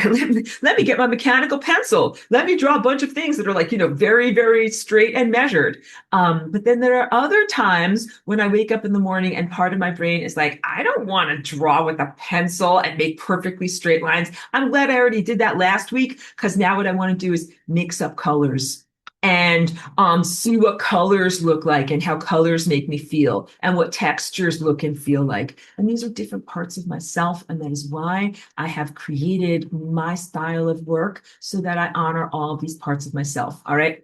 Some artists and some creators, they hate the analytical part. I got to hydrate. I respect you. Fellow artists, please know I'm not judging you. I'm not throwing shade. I respect you very much. Some artists, though, they don't like the analytical part. They just want to be like, I don't want to measure things out. I don't want to set things up. Just like tape a paintbrush to my hand and let me just paint. And also their style might be much more expressive and immediate. And that might just be the way they do stuff. And I'm totally fine with that. But there's room in this world for all of these different types of self-expression. And same thing with musicians. Like, I think that fits me more as a musician. I am much less measured as a musician. I'm not exactly like learning every note of Mozart and playing every note, in a perfect way like that. I am way more loose and all over the place and really expressive in the music that I make. So that also, it gives me an outlet. So I would say that in your relationship with time, you should have an outlet for some parts of yourself that are very specific. And you can be uncompromising because like when I draw my drawings to set up my paintings, or even you can tell like when I've made some of my clothing where it's very exact, there is no room for error. So I do those on a special day where I'm like, no compromises. And if it's not right, erase it and do it better, right? But then there are some times when I'm in part of a creative project where I can be a lot freer and I can be like, wow, like I thought that I wanted it to be like that, but it turned out like that, but I kind of like it and I will go with it. So with your life, and whether you are an artist or a musician or not in your life, but you have creative desires and maybe you're like, I very, very specifically like, I want to move into a house that has these curtains. And that's it. It's non-starter. Like it has to look like this. That's the equivalent of you drawing these very, very intentional straight lines in your painting of your life. But then there are other things that you might be more flexible on where you're like, oh, like, yeah, I wanted to move into the house, but the tiles on the bathroom look totally different than what I had thought, but this is really okay by me. And you will have to figure out what are the aspects of your own artistic expression in time that are non-negotiable versus the ones that can be that you can accommodate for, and that is very important. Like sometimes you might be like, well, I want to move into a place, like move my physical house or whatever, but like it must have a bathtub, and I'm that way too. I'm like, no, bath is life. Like must have a bathtub. Not going to be happy if you're a person who loves to take baths, but other people would be like, this does not matter to me at all. Like I do not care. Okay, so um, um, uh, okay, everybody, take a moment. Okay, collect myself, collect my thoughts, because I really want to focus on this as non-linear travel, transferring from one timeline to another timeline. And what we want to make sure is that you shield your reality that you are creating from negative or intrusive thoughts. And I call this like protecting your world seed. Whether you think of yourself as male or female or whatever, just consider that you are gestating a seed, like the potential for future life inside of yourself. That seed is like saying, like, I want to be an artist, right? And you want to make sure that if you create that, imagining like this beautiful, delicate, glowing reality, you don't want it to be unduly influenced by other people or negative consciousnesses. And that could be either anybody who wants to rain on your parade or pop your bubble and say that'll never happen, or worse, which is when someone wants to take your beautiful reality and influence it to contain something not good. You can tell I'm tired. I have to drink a little bit more water here. Thank you. Negative and intrusive thoughts, or even thoughts that are about destruction or something like that. When you're in your cosmic lovemaking or your moments of conception of creating this beautiful seed, you want to make sure that you have your Merkaba around you so that you are reflecting away anything that is not ideal, that is not intentional, that is not optimum, that is not what you actually wanted to make. So some stuff is generally crappy and you never want it to happen. Some stuff is okay in some circumstances, but not in yours. And you don't want like pickle juice to go into your chocolate. These two things do not mix. That's not delicious. So the Merkaba is a protective force field around the generative process that you each are doing with time as your cosmic companion or cosmic partner of reciprocal love, where you want to make sure that whatever you make does not contain, I'm just looking at my notes here, uninvited ideas. And the peril of cupcakes, sprinkles, and also some forms of technological mind intrusion is the hijacking or influencing of the world seed. And what we're really doing right now, even beyond in Merkaba, in I want to say ordinary times, but that's not the right word, but we're in extraordinary, even extraordinary times called planetary ascension. And you're like, Aurora, like this has been going on for a long time. I know, but even like 5 or 10 years ago, it wasn't as extra as it is now. So right now, you have to be extra Merkaba around your creative presence so that you are moving forward towards the optimum future that you can inhabit for yourself and also as community and ecosystem.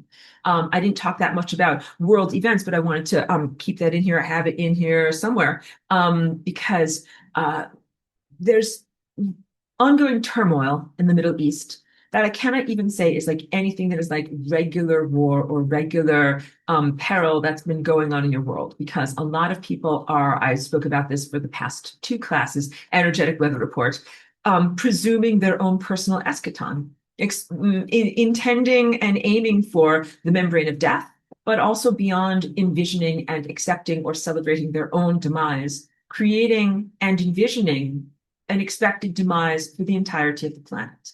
And that is not acceptable.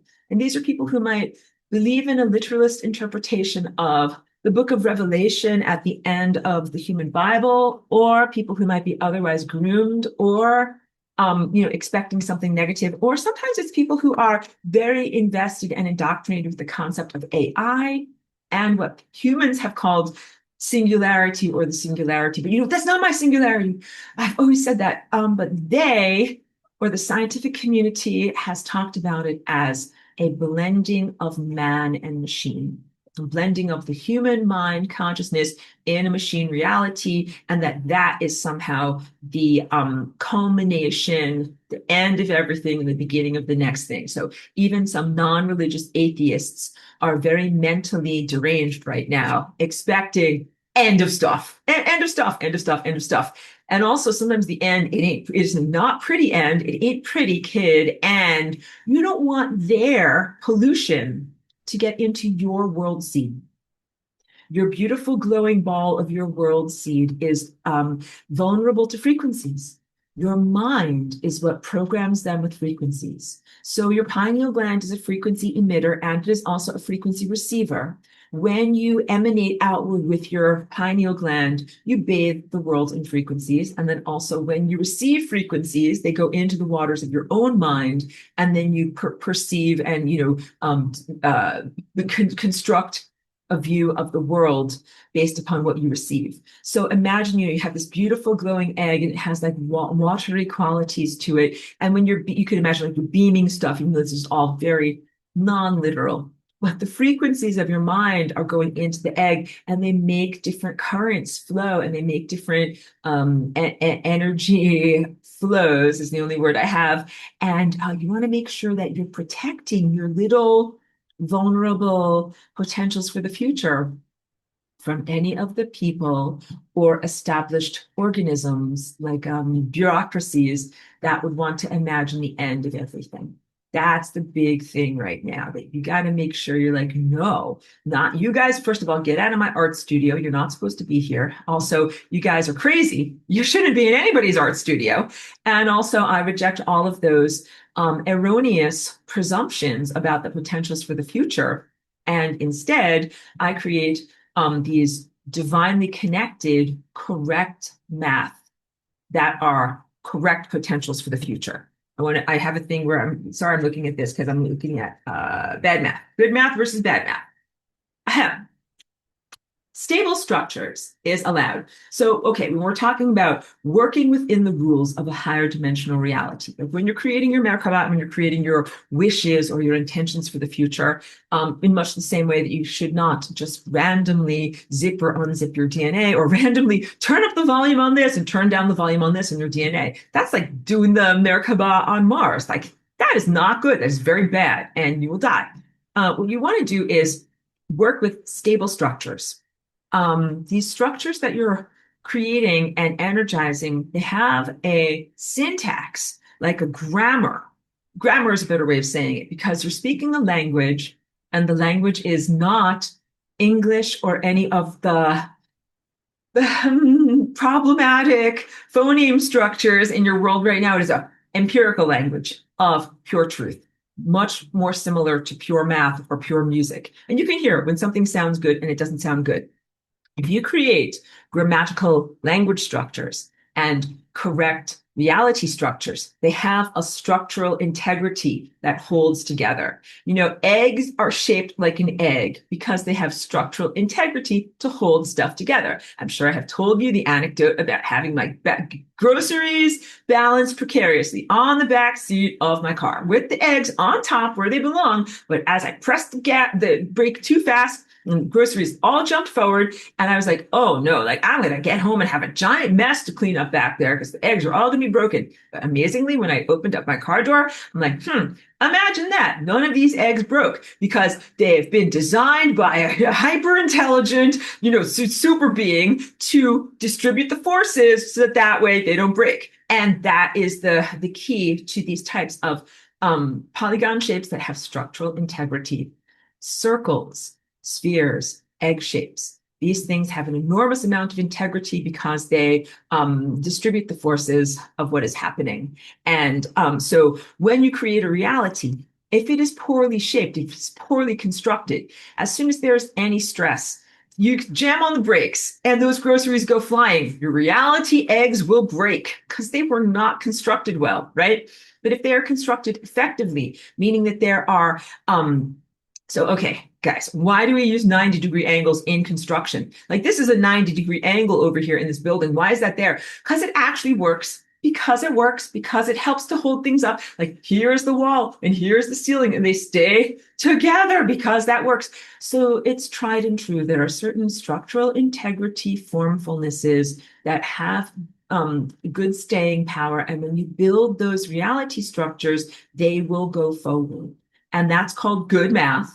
And if you build badly structured reality structures, like here is a wall that does not meet the ceiling, you're like, what? This is not this is floating. This is not on anything. This will fall over. Or what about if you have this like this? You're like, as soon as this presses down, this whole thing is going to fall, right? And someone's smart because someone was just thinking like, oh, like that's like physics. That is physics, girl. That is what that is. Physics are the rules that describe accurately the behavior of reality. And so you're not just working with abstractions and creating these rotating energy fields or abstract energy patterns of events. You are very intentionally creating structural integrity. I'm going to jump to one of my other classes, which is all about the death journey, but this has to do with the ancient, what you call Book of the Dead, but it's really the Book of Coming Forth into Day that comes from ancient Egypt, like way ancient Egypt. And in that belief system, they considered that death was a journey that you partook in a boat. Like they went on the Nile in rafts. The raft was called a bark. Barque, and they considered their entire life to be the effort of building airtight, watertight raft, so that way you could float forward with your consciousness. Everything you're thinking and doing and experiencing and learning through your life is the modification and refinement of your raft. And then death is the moment when you actually push off in that consciousness vehicle and see how well it stays together. If it doesn't stay together well, like as soon as you're challenged, it's like, well, do you believe this? Do you believe this? And as soon as you're like, will these planks stay together? And it's like, no, I don't really believe that. And that doesn't really make sense. And look at my face. It's like, oh no, my raft is falling apart. Oh no, I'm falling apart. I didn't make it. Didn't make it across the duat. Didn't make it into higher consciousness. Of course, it's not a completely valid belief system. I'm using an analog from that you have to construct a vehicle of your consciousness to transport you, and it has to be full of non-conflictory belief systems and logics. So if you are a hypocrite, if you're like, well, I say this, but I do this, your raft will fall apart.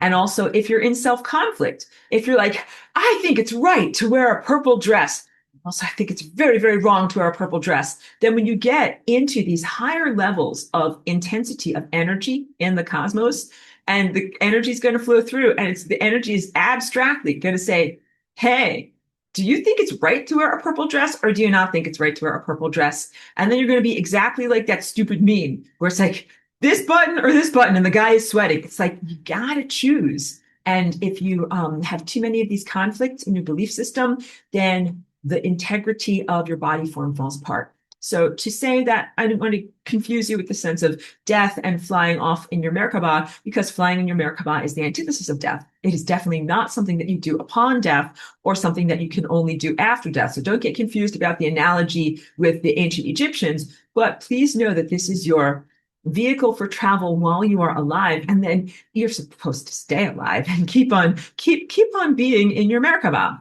Also, I have to tell you this. So like we're in ancient Atlantis rather right now.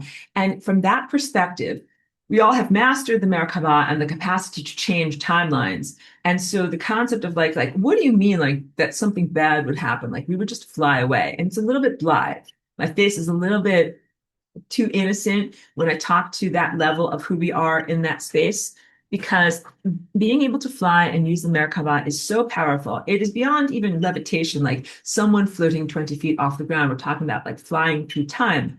Think like, well, if some bad bull crapola is coming my way, like I'm just gonna fly away, right? Like Merkaba, fly away. And you think that's pretty simple. But what if there's something that is either an inhibitory force field around you or something that's making it more difficult to create and sustain your Merkaba? And that is the world that you're in right now, especially with the bad cell phone frequencies, bad Bluetooth frequencies, and extremely corrosive and harmful 5G frequencies.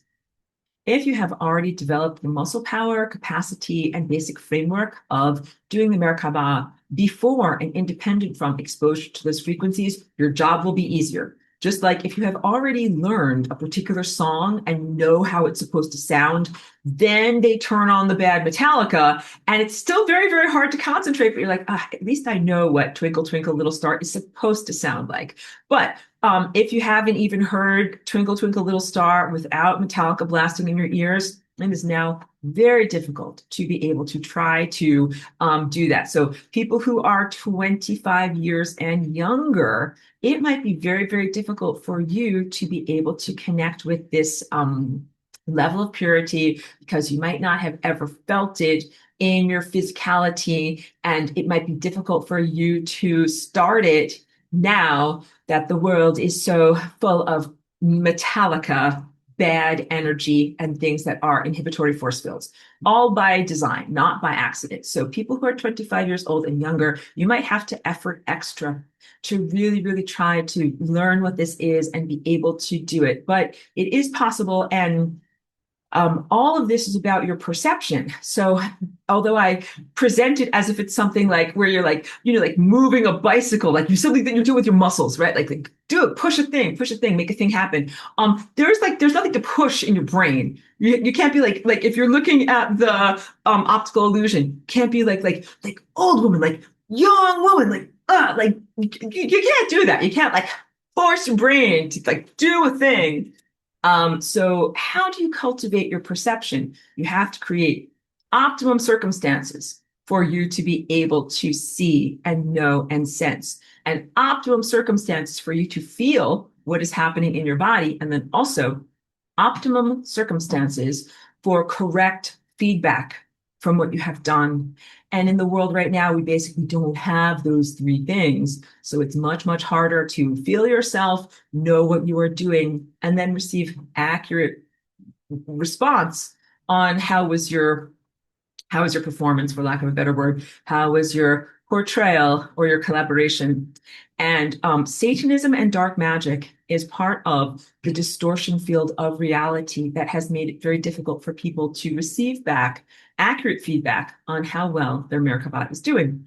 Like if you are acting from a place of innocence and purity and you're like, I'm doing this, and then I would like to receive my beautiful ice cream in a blue dish. And then you're like, why am I not receiving my ice cream? Did I do my Merkabah wrong? Did I this and that? And the real answer might be, you might be in a very hijacked society where only people who have made certain social agreements, negative cultural agreements, negative religious agreements, or outright crimes are rewarded. And they might be getting their ice cream through artificial manipulation of the time field.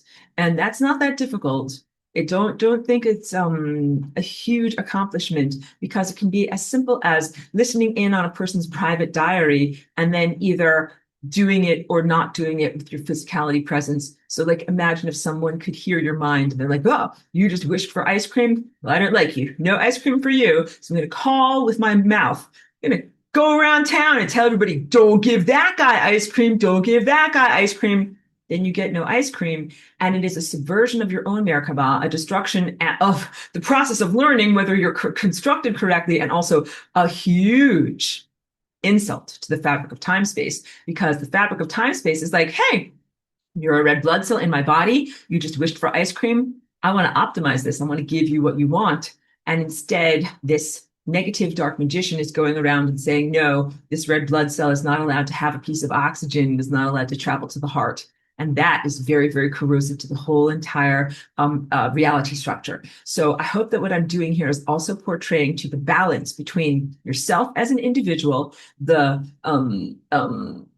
responsibility you have towards the whole, and how some negative individuals in your world that were really trying to get the purge the world of those negative individuals through hijacking or influencing the creative process to unduly benefit themselves and diminish others, hurts the flow of energy through the entire event structure. And this is the real reason why you cannot have self-serving magic or Satanism or dark magic that is going on. Like there are value problems, that it's values qualitatively, aesthetically, but also structurally. It is a structural assault on the fabric of space-time. And let me just read my notes here. Yeah.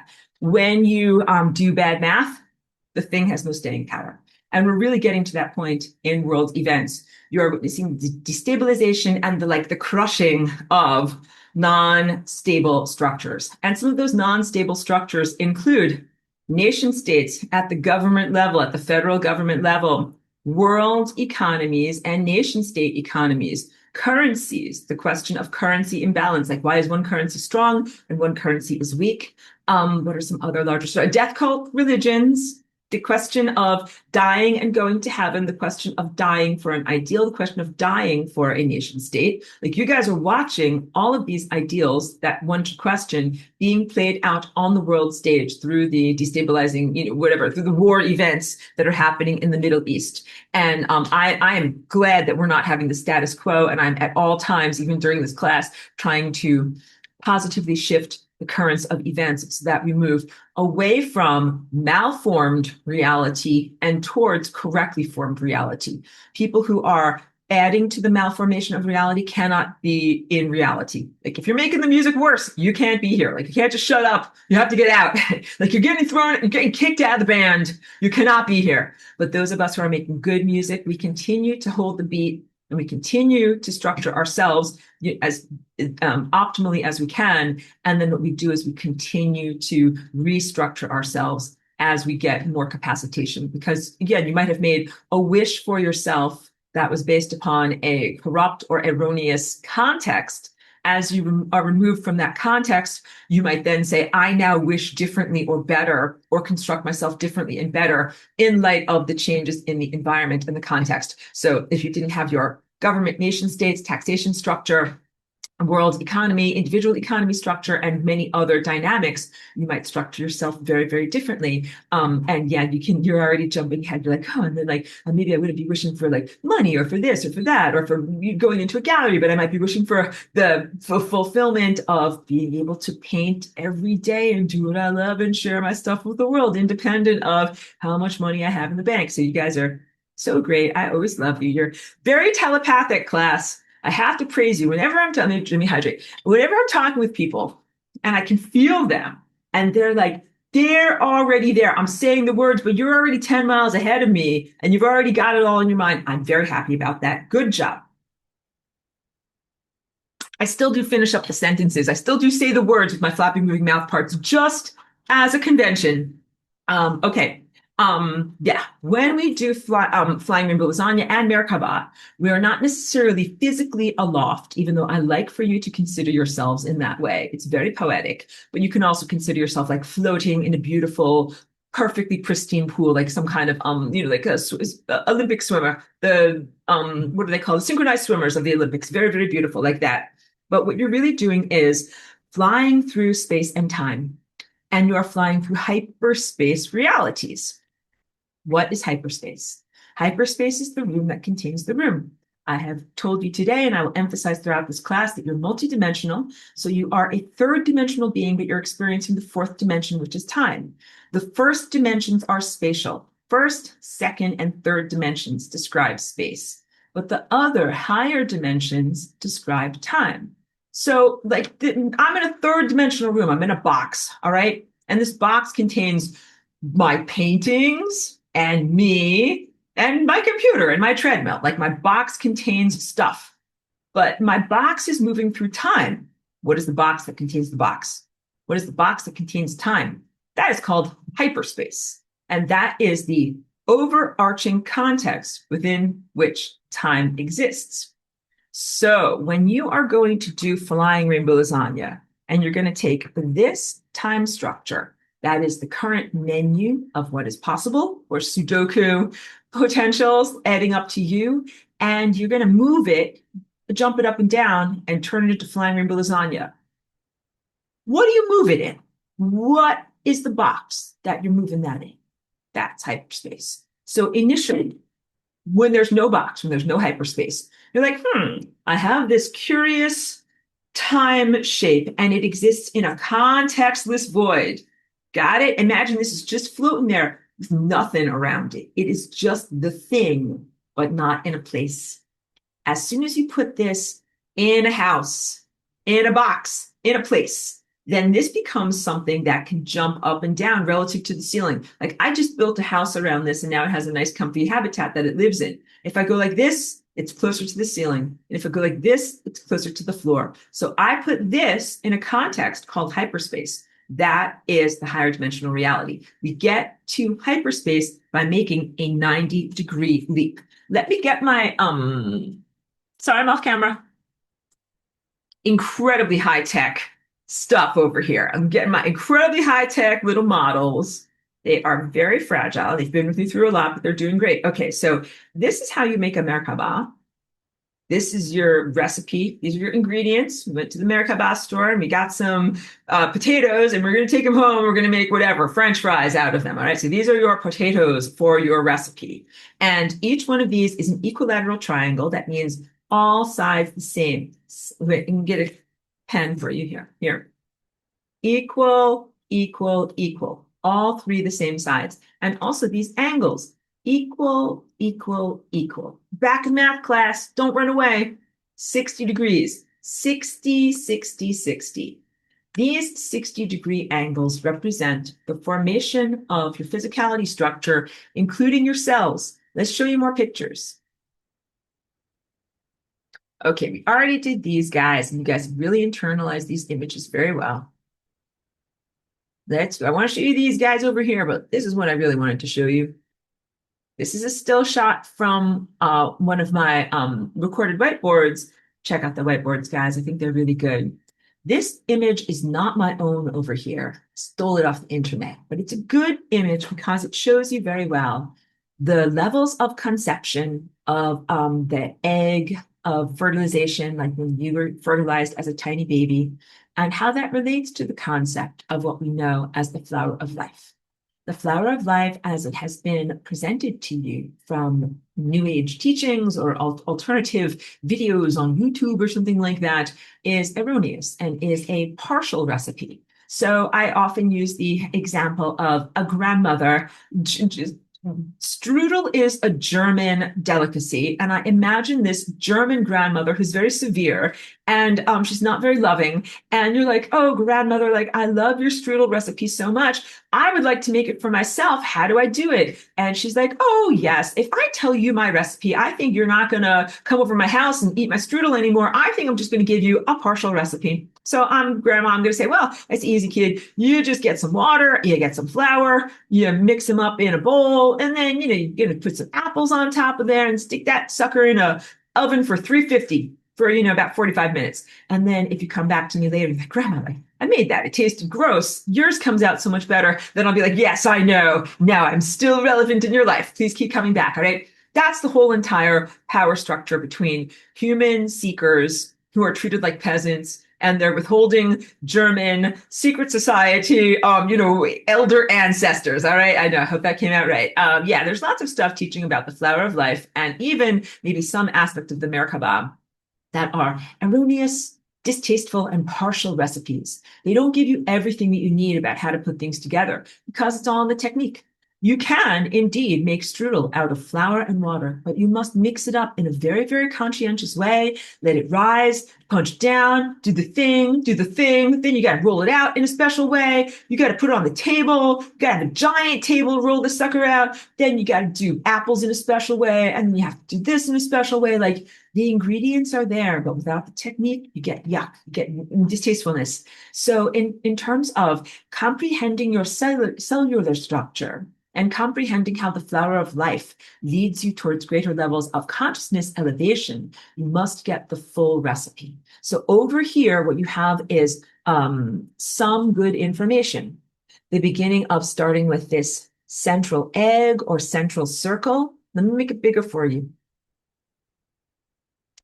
And then the first division, this is cell division after fertilization. And then the next level where the cells divide again, and the next level where the cells divide again. And then we get to this level where I think it's supposed to be 64 cells. It's considered like the basis of life. that when the cellular, grouping has gotten to that level of complexity, it then proliferates into your whole entire form, trillions of cells that you currently know as your physical body. And you can see pretty well how, and it's just blurry, but the overlapping spheres start to create these bubbles that if you flatten them out into a line drawing look like this. This is the essence of what I have taught you today in art history class. The architecture of taking something that is in a higher dimension and then, I don't want to say dumbing it down, but accurately translating it through tips of the trade until it is in a two-dimensional form. Taking something that has the formfulness of physicality and putting it into a picture, like a photograph or a painting. And I haven't given you my diatribe about photography. That's photo class in art school. Because then when you go to photo class in art school, you're like, oh yeah, like all these people were doing this with their eyes, translating something from the third dimension to the two dimension with their eyes and their eye-hand coordination. But then when they invented photograph and then also, of course, the film camera, like for movies, all of that changed because you no longer had to have a human being making photorealistic copies of reality. You had a machine to do that now. And the machine is lazy and lazifying. I don't have a word for that. But art students, I really encourage this to you. I mean, like, people who are cultivating themselves and learning how to draw from life. Don't take a photograph of a person's face and then draw from the photograph because the camera lens has already done the difficulty of flattening out reality from a third dimensional to a two-dimensional shape. That is where all the character lies. When you interpret a person's face and you use charcoal or paint it and you're painting like this, you are the translator, creating something that was a physical object in front of you, and now it is a flat picture. But when film was invented, it became a non-brain activity. No interpretation is going into there. Class, we are in art history school here, and I'm a devastating assessor of what is good art. And I'm like, no, once that happened, the goodness went slightly out of art because part of the artistry of creating a portrait of someone is capturing their essence. When you are in a person's presence and you look at their face and you look at how they are, and then you turn that into a sketch or a drawing of how they are, you are translating and feeling how you feel about their looks into what they look like. People are much more than a collection of light and darks or pixels on a screen. They are the expression of who they are. And cameras really took away from that. And then when cameras became ubiquitous, people were no longer like, I will have my portrait painted like I'm a king. Have the royal portrait maker paint my portrait, please. I would like for people to remember me. Anybody could get their photo taken. And then also there was a much more easy way to remember how people look. It used to be just portraits for kings and queens and fancy folk. And then all of a sudden, everybody could have their picture taken. And now please project that forward into this world right now where selfie all the time. So everybody's getting their picture taken all the time. But please know that it is not an accurate representation of your face. Because at this point, it's not even just light and darks on a sensitive photo emulsion. There are algorithms galore that interpret the light and darks and paint an artificial picture of your face. Wait, I want to go back to this picture. I want to make sure that I show that too, but I also just want to, we'll go back to that picture page. So I did a wonderful podcast with like a good friend recently, and it was a great conversation. He took my image of me for like generating the thumbnail for his sharing, and they put it through some AI, and it did not look like me at all. And I'm very apologetic. I was not in control of that. And it did not look like me. And I think that this is a very, very good example of how now not only is photography ubiquitous, but there's an erroneous expectation that photography is accurate and non-distortive. And when you look at the way that the algorithms run, like even here on Zoom, the algorithm is running. This is not just straight pixels to your brain or to your eye of what I really look like. It does a lot of interpretation. The algorithm is interpreting reality for the human eye. That is very bad. You don't want that because the algorithm is not an artist. And the algorithm is not accurately showing you a mirror of who you are or your energy or your personality. All right, so that's my brief diatribe. Now let me go back. Just like that was a rant, like Aurora, that was hardly even a rant. I will rant more, I promise, guys.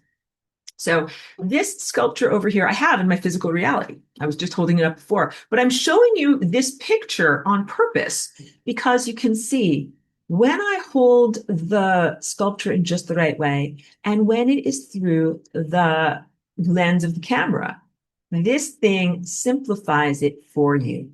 You can see the radial spokes. Let's count out the radial spokes of the six-pointed flower of life. Here's one at 12 o'clock position. 1, 2, 3, 4, 5, 6. I feel like I'm on Sesame Street. I love the count, right? But then what's this one over here? That one's pointing towards you. It is foreshortened in perspective, art class. And so that makes 7. And then over here, you can barely see it, but there's one that's pointing away from us. It's in the background. It is implied. That's 8. This is an 8-lobed shape. There's a connection between the 6-lobed shape, which runs on 60-degree angles, and the 8-lobed shape, which is like a square or a cube, and it runs on 90-degree angles. And everything that you're trying to do in your cognitive capacity here in creating your Merkabah and flying interdimensionally is to bridge that world between your physicality structure of your cells that runs on 60-degree angles and the non-physicality structure of your light body or your time potential that runs on 90-degree angles. For a long time, these two things were separate. People were like, well, these are my physical cells, but then this is my abstract body. One day my physical cells will die and they'll go in a grave and worms will crawl in and out and they will play pinochle on my snout. But this part of me will continue onward. And I am trying to get you to comprehend that these two things have an innate connection, an overlappingness and beautiful relationship. You should cultivate that beautiful relationship in your life. And in doing so, stay alive, don't get dead, and also continue to fly through time in a in a concerted way. And you're like, Aurora, this sounds great. How do I do this? Show me the brochure. And I'm like, I am ready. So what you have to do is transform your 60-degree angles to include 90-degree angles. And that's what you do when you take this guy from the, not held quite right, from the one direction to the other direction. Let me not confuse you. This is the tetrahedron, equilateral pyramid. It is not the same as the type of pyramid at Giza. That's the one that we know as like the Great Pyramid on Earth. So the pyramid at Giza has a square bottom, but this one has a triangular bottom. And all of these are 60-degree angles. And of course, you have the complementary one that's at the other angle. I won't take time to mush it up for you, but to do the highest dimensional level of the Merkaba, what you have to do is rearrange this stuff, like rolling out your strudel. It's the same ingredients with different techniques. You have to rearrange this so that it goes into see this fancy footwork here? Boom, look at that. Around like this. So now I know that this doesn't fit perfectly, but I hope you can see that. This is a square bottom, like the giant pyramid in Egypt. And each of the faces is an equilateral triangle. So now what you have is a 90-degree angle up here. Like I know my masonry doesn't fit together, but imagine that it's like that. That is a 90-degree angle. And also 9 at the bottom. Look, 90 degrees, 90 degrees, 90 degrees, 90 degrees. And class, what does the 90-degree angle allow us to do? It allows us to travel into a higher dimension. Correct. That is correct. And what you're really doing with this is bridging your physicality structure of spherical overlapping, cell membranes with your non-physical structure, which is your structure of time. This is your structure of overlapping membranes and what people call the flower of life. And this is your structure of time. And this combination of these two levels of reality is bridged together through your perception in the same way that in optical illusion, you bridge together two viewpoints of reality. Like, old woman, young woman. You're going to start to do this in your body where you're going to be like, linear viewpoint, multidimensional viewpoint. Viewpoint of what it's like to be a little person walking on the surface of time like this, and bridged with what is it like to jump off the surface of time and to jump over here or to jump over here. Because I continue to emphasize that if I talk to you about a vehicle for travel, you might think, Oh, H.G. Wells, Time Machine. This is a fun old book, and they did movies about it a couple of times. The guy gets into like this kind of like a clank clank metal time machine. He's got a lever. Wait, here's my time machine lever now. And if he wants to go to the future, push forward. I'm driving my car into the future. Wants to go into the past, pull back on that lever. You go back into the past. This is the linear viewpoint, as if time is one road and you can only drive. I can drive east and I can drive west. Those are the options. But when you are multidimensional, you recognize that is not the only option in terms of experiencing time. So that would be like going forwards or backwards on one leaf. You have many leaves. You are in a forest of lots of leaves that you can jump to when you are multidimensional. And you can even go like, I'm going to go like this far on this leaf, then I'm going to jump to this leaf over here, and I will go this far. Then I will jump to this leaf over here, and I will go this far. And you're doing all these things at the same time. So the cognitive architecture, you build the cognitive architecture to connect yourself from the linear experience, which you don't stop having a linear experience, but you add to it the nonlinear experience.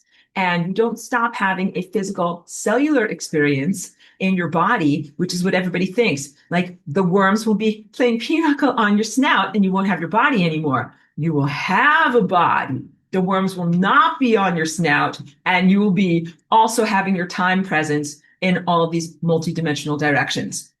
So very important. Don't think about dying and getting on your raft and jumping offward. Think about staying alive. You may sing the Bee Gees song and going off on your journey through time, continuing to have a cellular presence. If you do this thing right, your cells stay alive. They do not die. You have to shape yourself correctly on an internal level. So you can imagine all of the cells of your body are kind of like blobby spheres. They're nice blobs, though. What gives structural integrity to your body is not the cell membrane. As you might consider, it's like a balloon that is inflated, and you think the rubber part of the balloon holds the gushy stuff inside, but that is not true. The gushy stuff inside is what really gives structure to the encapsulation, which is a fatty substance. Your cell membranes are like fatty, globby blobbies. And they're good. They're good. We like it like that, but they don't really have a structure to them. It's the water that is actually inside of your cytoplasm that gives structure to the totality. And your water is very, very much influenced by frequency. Like, I'm not going to do the tuning fork, but like you can comprehend, like when you do this and you send out the frequencies of a tuning fork, it goes through all of the waters of your body. And as that happens, just like the concept of cymatics, like those harmonics become organizer principles, and then you don't just have an amalgamation of wacky molecules. You have molecules that get organized, and they're not frozen. You understand an ice cube, like actually, instead of an ice cube, a perfect snowflake. That is highly organized water crystal. And you might think cognitively, rationally, like a snowflake is frozen. How can I be as perfectly organized as a snowflake? And you have to comprehend that you don't have to have things be stuck like that in order for it to have structural integrity. It can be moving, but have the type of cohesive integrity that a snowflake has. So you start to consider that all of the water in your body has to be perfectly structured, and the angles at which those snowflakes are perfectly structured are, you're going to love this math, everyone, 60-degree angles. You're like, we love it. Good job. You like this math.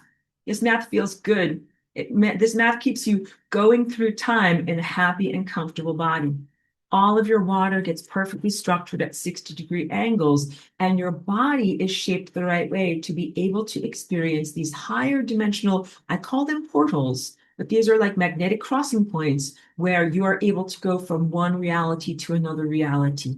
And you might be like, okay, normal, normal, normal, go through a portal, and then like, now you're changed, normal, normal, normal. You can do that, but you can also do normal, normal, change, normal, normal, change, normal, normal, change, normal, change, normal, change, which is what lasagna is like. Like, you don't just have to be like, I drove down one road, I made a right turn, now I'm on a different road. You can be like, I drove down a road, I drove down a different road, I jumped to a different place. Like, this is multidimensionality, and you're starting to liquefy your brains and go in fantastic directions. And make sure I got everything important. Yep. Flying rainbow lasagna as a portal shape. Okay, because this is important. I want to show you pictures too. Wait. Pictures, one more pictures. Okay, you're like, oh, my brains are liquefied. I'm like, don't just get your brains up off the floor and stick them back in your ears and have a little bit more fun stuff to do over here. So these are two very good drawings that I did. This one is the drawing, but has not yet been painted, of the painting called Merkaba chakra. And so if I make this, make it go to the middle. Go to the middle. Let's see if we can make it bigger. Yes. Here you can see this is that central convergence point, but there's not just 4 vortexes there. Look, let's start from the 12 o'clock point. 1, 2, 3, 4, 5, 6. There's 6 of them there. But you can also see these vortexes here. There's vortex there, and there's vortex there. So you really have one chakra that's oriented vertically. And then this is integrating with the 6-pointed 60-degree angle star tetrahedron, beautiful crystal shape of water shape that is in there. So this is, I show it to you without color because it can be sometimes easier to comprehend and to decipher what is happening in a painting before I even add the color. Because once I add the color, then your brain is like, I do not know what the F is going on. So yeah, from this, you can see the overarching star shape. Star tetrahedron, right? Not just flag of a nation state. And that flag of a nation state, like that's intentionally a partial recipe, not a good recipe, not showing you everything you need to know about. This is also a portion. I made another one that is called Merkabah Chakra 2, where you have one like this, but one at 90-degree angles. All right. And now I'm going to move this aside because this was a precursor to this painting, and this painting is called Vessel. And I bring it forward because I want you to see that you are in a conglomeration of many Merkabahs, and that this is what it is to fly, not in a clank metal spaceship, but as a collective. So first I'll kind of like try to zoom in. All right, so this looks just like what I was showing you on the screen with all the colors. You can see like downward facing one over here, side, and then the other one is already into some crazy crap over here. But here you have all the colors, and you can see very, very easily how the vortexes nest together. This is the essence of what you want to be mastering. Mastering the combination or integration of your cellular structure, which is at 60-degree angles, and your non-cellular structure, which is at 90-degree angles. All right, and you do that through cognitive processes. I also want to show you, this is what it looks like when you get 2 of those overlapping. So now you have one chakra system going vertically, one chakra system going horizontally. And it really does get incredibly complex with the overlapping lines and the overlapping energy fields there. But you can see how it looks like, the 4 vortex shape. And then you can also see how these guys integrate. Like this guy over here, let's make him bigger. This guy over here is, one individual, but that we'll call him like arms and legs for lack of a better word. This guy's arm is sticking into his energy field. This guy's arm is sticking into his energy field. This guy's head is sticking upward into this guy's energy field. And this guy's legs are sticking downward into his energy field. Have an interpenetration of energy fields. And this is important. It creates a type of structural integrity in time. So I made this painting. It's really one of my favorites. It's so dynamic. Like when you look at it, and then also when you see the quality of light kind of coming across the side laterally, and all of the dimensions jump forward, like the raised dimensional dots jump forward. It really is wonderful to be able to see all of this. I call it vessel because it is literally like, this is how experts do star travel. This is, you do not need a clank physical ship. This is the type of ship that you have. You have a ship in time, or an amalgamation of many overlapping energy fields and many potential, I would say, time edifices and many individual creatures. So I would love for you to just look at this all day long. Well, look, okay, good. Yeah, you look at this. I'll tell you anecdotes. Okay, so way back when I lived in Woodstock, and again, hadn't shown my artwork to that very many people, and had a person that, came to see my studio, and he didn't really know that much about spirituality or higher dimensional stuff. And I just laid it on him, told him everything about all this stuff. And he didn't really understand it, but he didn't reject me outright. He kind of looked at it. He squinted at this stuff. He looked at it, and he looked at me, and he was like, so these are all like people? And I'm like, yeah. And he's like, these are all like your family members? And I'm like, yeah, man, you get it. So I gave him the benefit of the doubt, and I think he rose to the occasion. These are family members. And these are like soul family, because your soul is, I'll go back to my face, your trajectory. Your soul, as I talk about it, is described as your trajectory through time.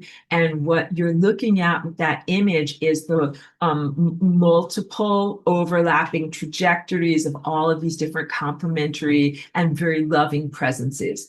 I will get to all of your questions, but first I'm going to do one more thing, which is combining the flying rainbow lasagna with the Merkaba, because that is the ultimate in being able to utilize the recipe of what has already come to you from ancient concurrent Atlantis for your self-protection and your self-propulsion through time, but also gaining an even greater degree of freedom.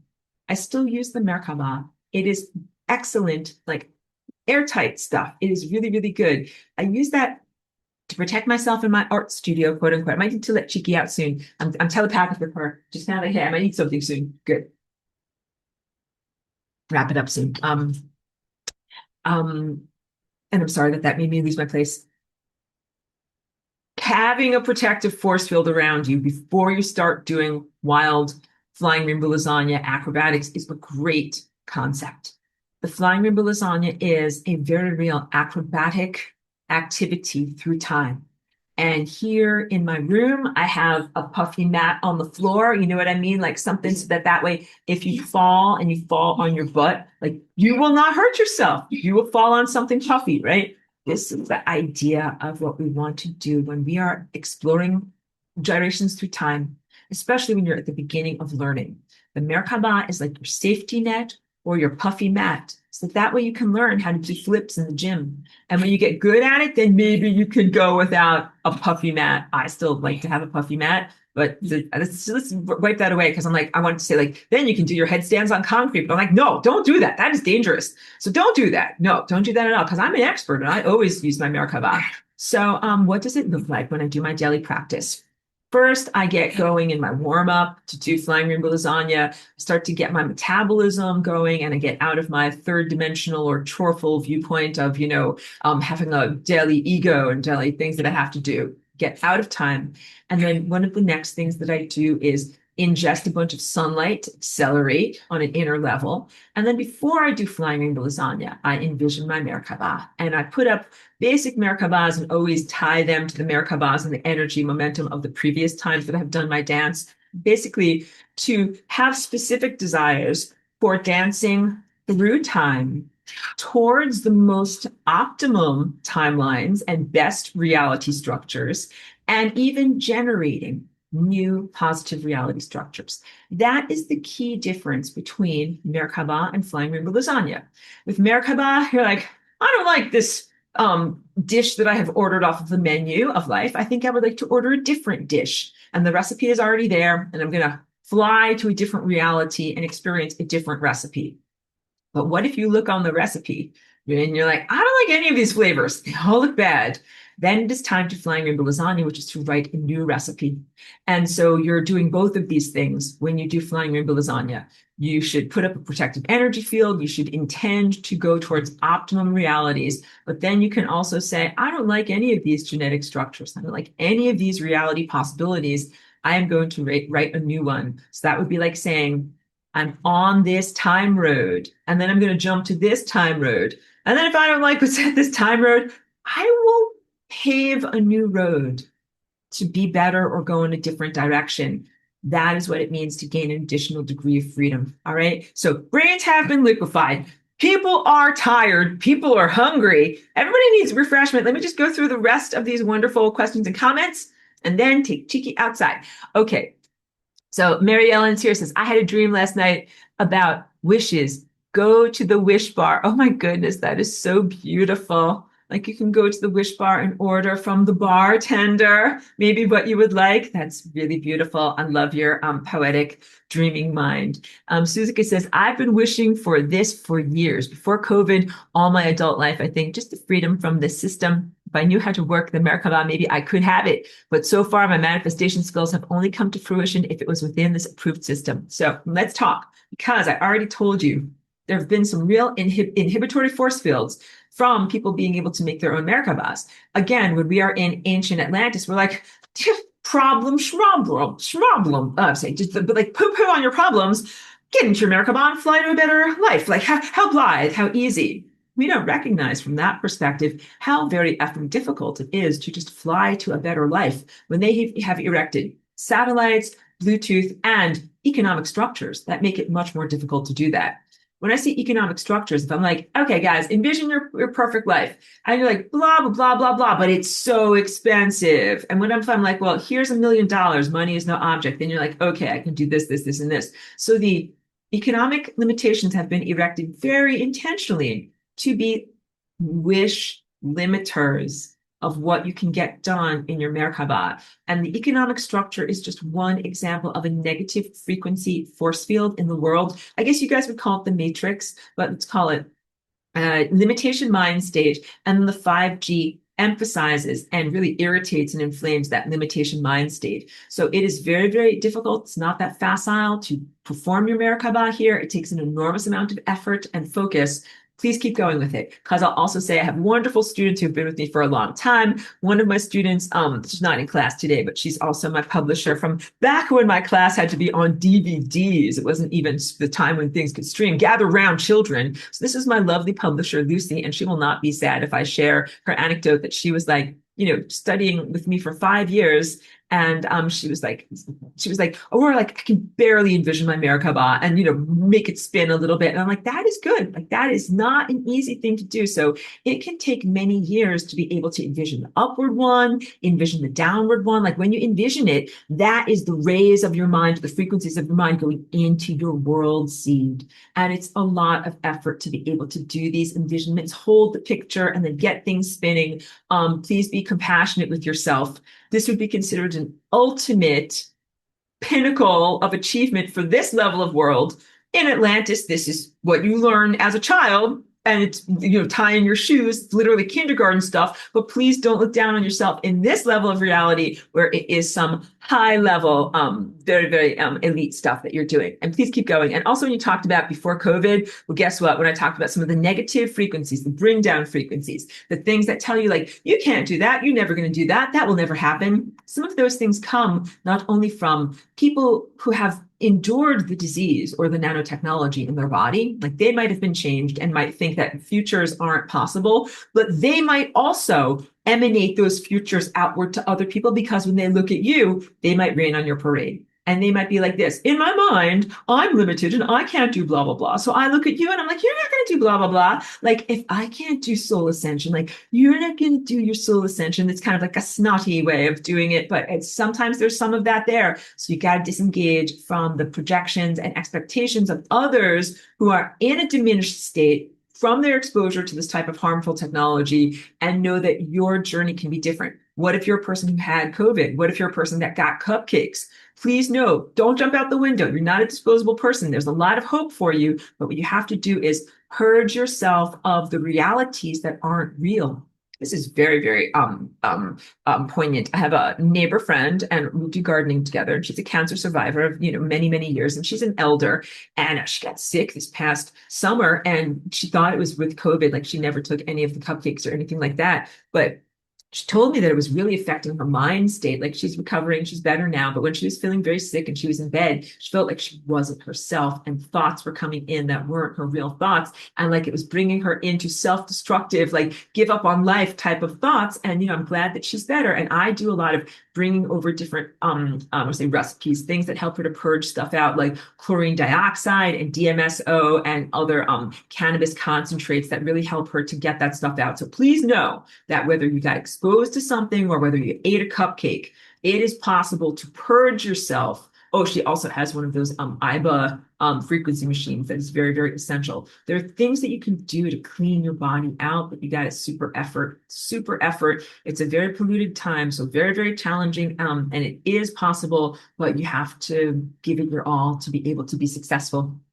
All right. So Suzuka also says, oh, that's pretty and it looks sparkly from here. That's lovely, Aurora. Thank you. And Chris is celebrating. He says, yes, in all caps, pave a new road. So I'm very appreciative. Chris, thank you for being a student in this class. And Chris has shared his own work and his own life mission with me and many others, talking about transforming the economic reality and restructuring our whole entire way that we do money around the world. And even the concept, the value system, the way that people think of money, conceive of it, and use it. So Chris is doing really well on that. And I'm big on that because I said, for many people, like if I said, like, oh, what's your dream and your desire? You're like, well, I want to have a big farm and rescue lots of animals and like hug a llama, a llama, and feed them hay every day. And you're like, but that would cost $1 million. I'm like, but soon that will not be the limiting factor. So please, when you make your ice cream wishes, don't settle. Wish for the things that you really desire and include in the structure of your Merkaba the restructuring of a whole entire economic reality so that energy flows to excellence. If you're going to be like the best Yama keeper in the world, I would really wish it for you. And also, if that's your dream, do it. And also, it's not my dream. Someone out there has to collect that yarn. Like you'll have to shave those yamas or whatever. Suzuka says, yes, I can envision it and get it spinning, but then it falls down like a little child trying to learn. You're doing great. You are doing great, even as you can envision it and get some momentum into there. My only response, my only mentorship is to keep going, much like riding a bicycle, which again, I have not mastered. So I cannot be your mentor in physical reality, but in the non-physical reality, you have a body, like a form, and you have to use your body form. So you can't just read a book about, as a child, you can't just read a book like 1, 2, 3, how to ride a bicycle. You have to actually get out there and you have to actually try it. And you have to actually fall over and you have to actually get yourself back up and you have to do these things. And so I am a good example of this. I'm not just in an interdimensional cloud trying to learn about things. I came here and I really incarnated very intentionally because there were some things that I knew on an abstract sense, but did not know how to put it into practice. And boy, there is a huge difference between the abstraction and practiced reality. And I've had to realign myself and effort many times to be able to make reality come out even a little bit like what I'm really envisioning it. So keep going with your envisionments. Know that the cosmic infrastructure has your back. Like you're not going to get bitch slapped because it's like, how dare you try to do something? No, that's the bad world that you're coming out of. The world that you are in and moving into is hugely benevolent, hugely supportive and celebratory of your efforts, and really wants you to be able to learn and grow and reach empowerment, not like the withholding German grandmother. No, this is the good grandmother from, I don't know, it's a good place, who's like, I really love you and want to see you happy. Here's the recipe. From the good grandmother is like from Flying Your Lasagna Land. And it's like, here's the recipe. Here's a video tutorial. Here's everything you need. Like, just practice it. Okay. So just know, keep practicing, and you have all been given the extended reality time to be able to do this practice. There will come a time when your place is just going to be flooded with energy, where it's like, okay, whatever, like time to run the marathon, like whatever you got going, you got to do it now. But it's not that moment right now. So that means that keep on practicing your bicycle, keep on practicing going with training wheels, keep on practicing how to envision a world. But also the stakes are very high right now, as there are so many manic viewpoints that are in destruction and self-destruction, trying to influence our expectation of what the future can be. Please protect your beautiful world seed. So if you're in your art studio, don't let anybody else take your paintbrush and paint on your painting. Don't let anybody else, destroy or distort or smear what you have already created. And if you see, sometimes you paint a painting and it drips or something weird happens, you're like, oh, that's not what I meant at all. You fix it. And I'm very, very big on that. You can make a mistake, admit to your mistake and fix it. Or sometimes you're like, I did the best I could. This came out terrible. I do that too. So don't worry. They're there. Just fix it. And that really, Lan asked in one of our classes how to deal with perfectionism because she, like me, is very perfectionist. And we want the best. You all want the best. You're all good people. So the answer is you try your best, try to do a good performance. Like you're in the gym, you're trying to learn how to tumble. Sometimes you do it and you're like, da-da, stuck the landing. And sometimes, of course, I've never done any kind of flips with my head. I don't do anything dangerous for my brain. But sometimes you don't.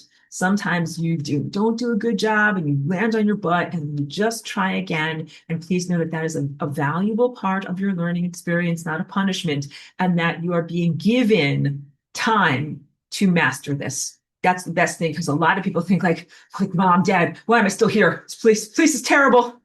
Like I'm joking about mommy, daddy. Like you're looking above, you're like, why am I still here? This place is terrible. Is this a punishment? It is not a punishment. It is an opportunity. I'm glad that the world hasn't ended. You have more time. You have another day to be able to get your Merkabah spinning, figure stuff out, and begin to construct yourself to be able to go forward into the best possible future realities. I am holding stuff together so that way you have a future. Please make good use of the time. All right. And Becca, thank you for being here, says, should we use the Merkabah when in crowds or around people we don't like, or is it mainly for travel? Oh, girl, it is totally for being in crowds. So let me just emphasize that. That would be on the first level. And we'll talk about this when we do level 1, like the basics of Merkaba. But yes, it is used as an immune system and energy protection force field. So it is the first thing that I go to. If I feel like I'm in a dream or if I wake up and I feel like I'm under a spiritual attack, the first thing I do is shields up. Get that Merkaba spinning just for a sense of protection from me, protection for me from anything that is negative or harmful in the world. So I'll end on an anecdote because I usually use this when I'm doing the level 1 stuff. I always do my Merkaba like first thing in the morning and then throughout my day if I feel that anything dangerous is happening. So this anecdote happened like years ago when I lived across town. I was in a shared house with a bunch of roommates and I do eat bacon and eggs for breakfast most days. And so I was making my fried bacon and then I had taken the bacon grease, which was still very, very hot, and I was going to pour it into a glass jar to throw it away safely so it does not clog the pipes. And I pour it off into the jar and the whole entire jar exploded. And it didn't just like crack nicely. The whole entire thing went like kablooey around the whole place. And I had my Merkaba going, but I already did shields up as soon as that happened. And I will tell you, hot bacon grease went everywhere around that whole kitchen, but not on me. And when I say Merkaba in the protective sense, it can make the best of a bad situation. That was a bad situation. For whatever reason that happened, that was not what is supposed to happen when you're making breakfast in the morning. But from my shielding, I went on to the optimum timelines where my body wasn't hurt. And the very worst thing that happened in this bad situation was I had to use a lot of Windex and a lot of paper towels, and I cleaned up the kitchen, and then I went on with my day. As opposed to the worst timelines where you're severely burned and then you don't just go on with your day. Like you have to get skin grafts and try to stay alive. So that is what I'm talking about. Do your Merkaba all day long throughout your day as best you possibly can in order to shield you from negative, erroneous mishaps and catastrophes, but also to propel you towards the most optimum realities, because life is about much more than just merely avoiding danger. It is also very much about aligning with your optimum things you like to do. Like you eat breakfast so that you can go paint paintings or go meet with people or do things that you want to do. Yes, the very beginning things that you should all be doing are creating a Merkaba, especially if you're going to like go shopping around the cupcake people. And also I do Merkaba if I'm going to like go to sleep at night. I envision it around my head, around my bed, around my home. Also like when we have bad weather disturbances, I live in California and there have been those very, very artificially created fires and other devastations here. I always put lots of force field of protection around my area where I'm like, because they say sometimes there's going to be a windstorm or something like this or bad fire conditions.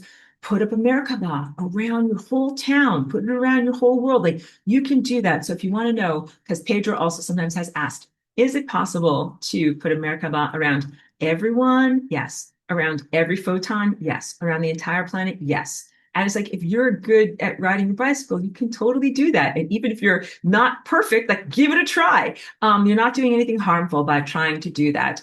And I love the intention of wanting to protect all participants in time from catastrophes or undue influences. So every photon is getting to its destination where it needs to get to. Every person is living their optimum life. Even stars and stellar networks can be protected and move into optimum formation. So it's not like there's a limited amount of Merkaba that you're going to use it up or something like that. It's not like petrol. You're going to run out and then what are you going to put into your car? No, you're going to be okay.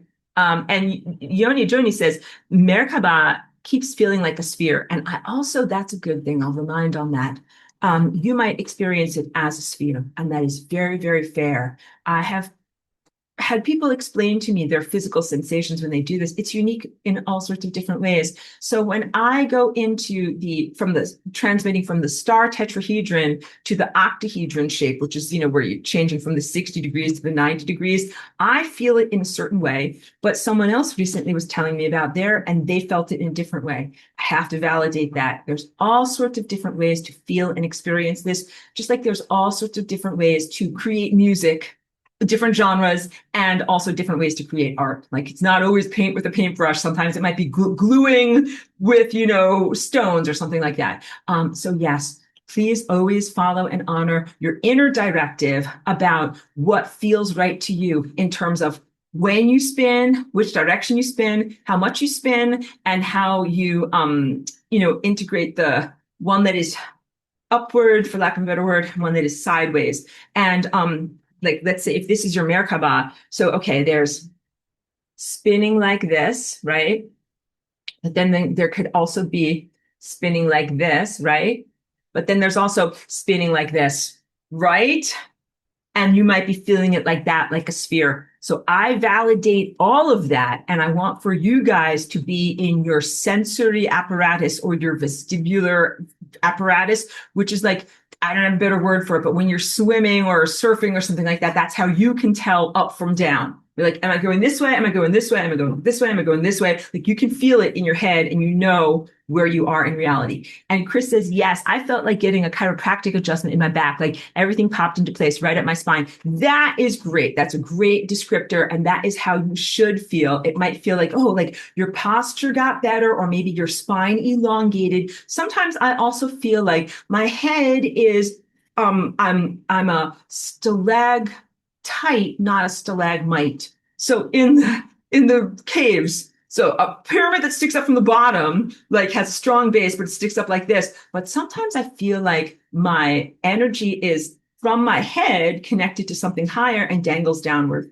Almost like my head is connected to something and then my spine elongates because I'm dangling downward, as opposed to like my pelvis is here on the ground and then I stack my spine upward from that pelvis. So you can also tell that you're doing it right if you feel like a stalactite hanging down as opposed to a stalagmite sticking upward from the ground. Okay.